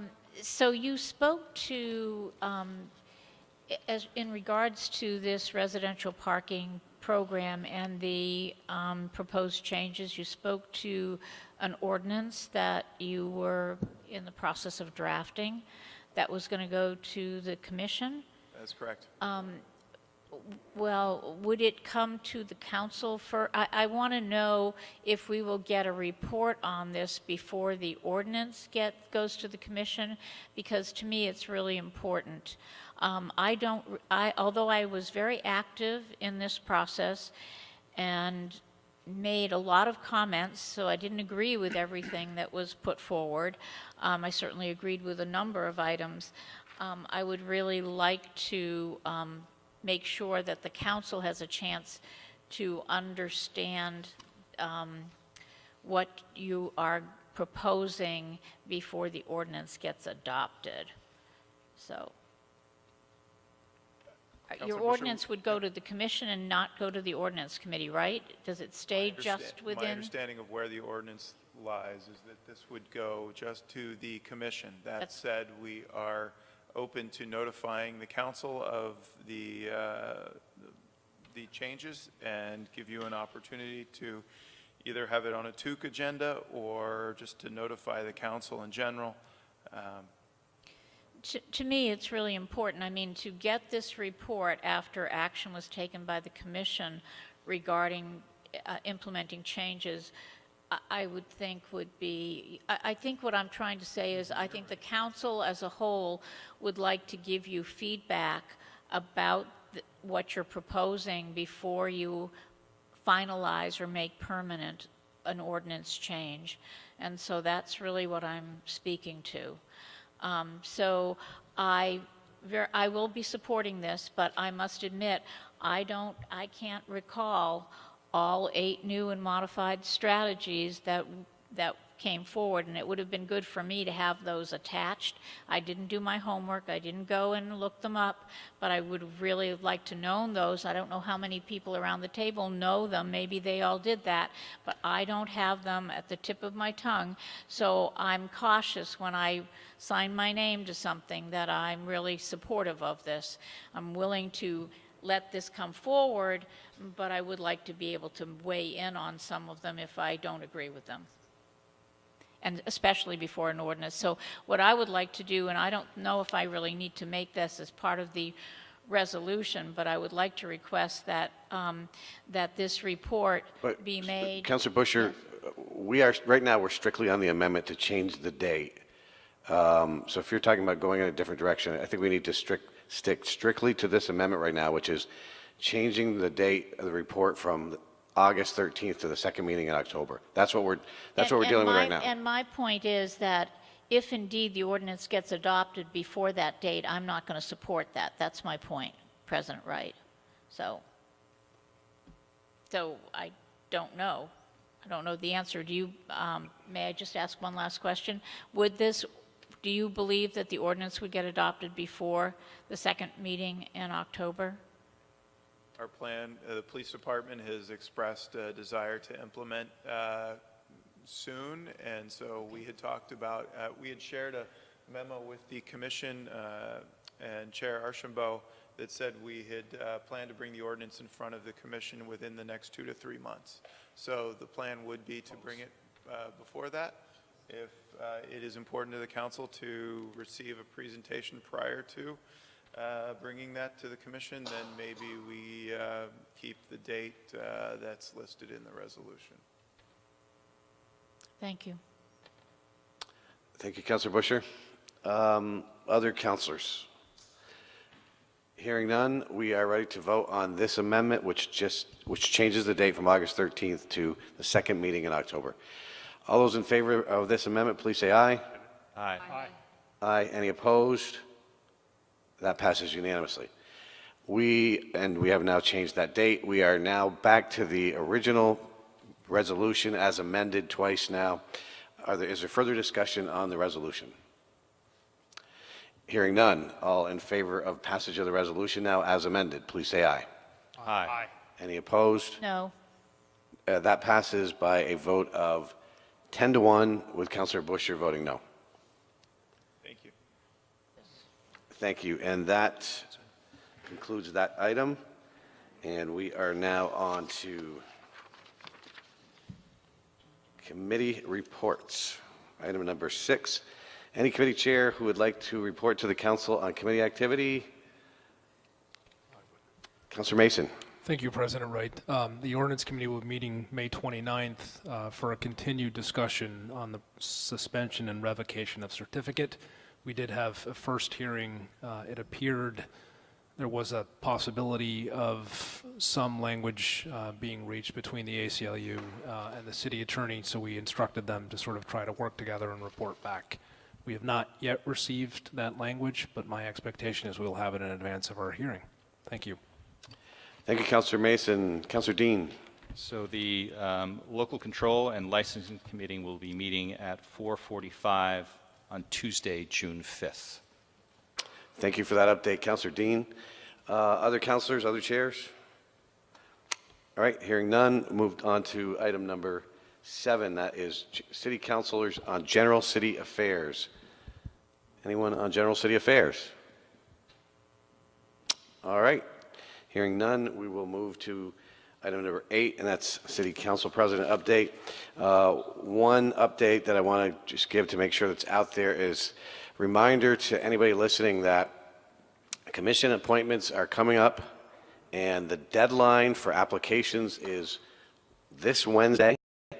That is the 23rd at 4:30. They have to be in by 4:30 in order to not be late. So anybody out there who wants to get an application for commission or board, and we welcome that, please get those in by Wednesday to the clerk's office by Wednesday at 4:30. And Councilor Mason is chairing that committee, and we'll be moving forward on that soon. The City Hall Park Ad Hoc Committee on the Trees did meet last week. I think it was a productive meeting, and we are hoping to have a meeting for next week.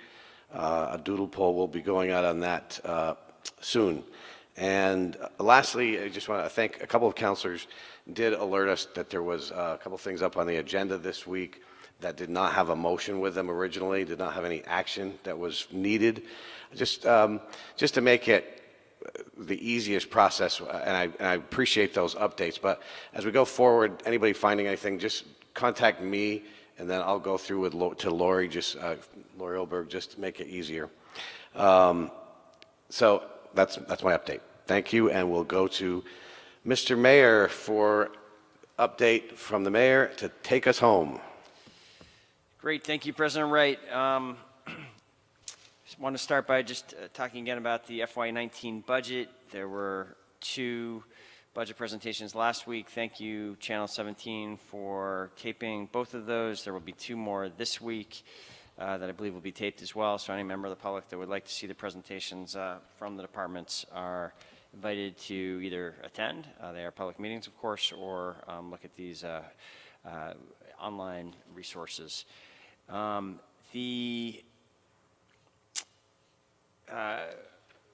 At the Bagel Cafe this week, at my regular Wednesday morning coffee, I'm going to be joined this week by planning and zoning staff, which is one of many community events they're having around the city to talk about the update to the Plan BTV comprehensive development plan for municipal development plan for the city. This process we are required to go through every 5 years, and if you can't join us this Wednesday at 8 o'clock at the Bagel Cafe, I encourage people to check out the planning and zoning website, and they can see more of these events coming up in the weeks and months ahead. We are entering one of the best periods of the year for the city. We will have the marathon, the Vermont City Marathon, once again this Sunday, kicking off in Battery Park, next to Battery Park, early on Sunday morning.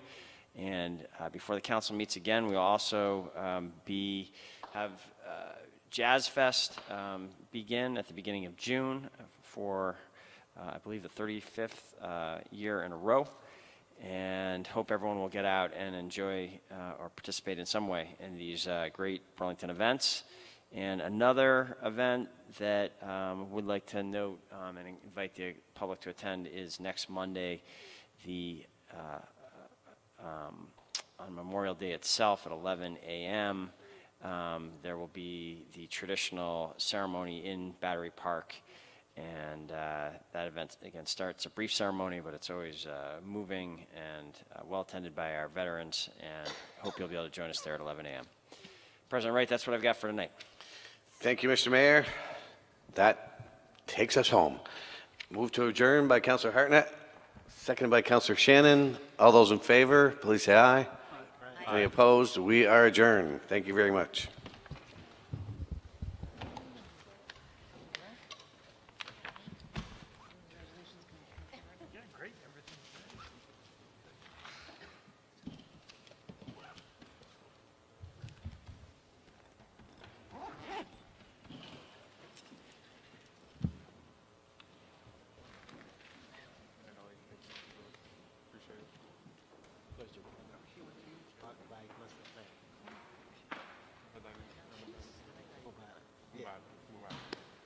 Karim is good. Can you tell me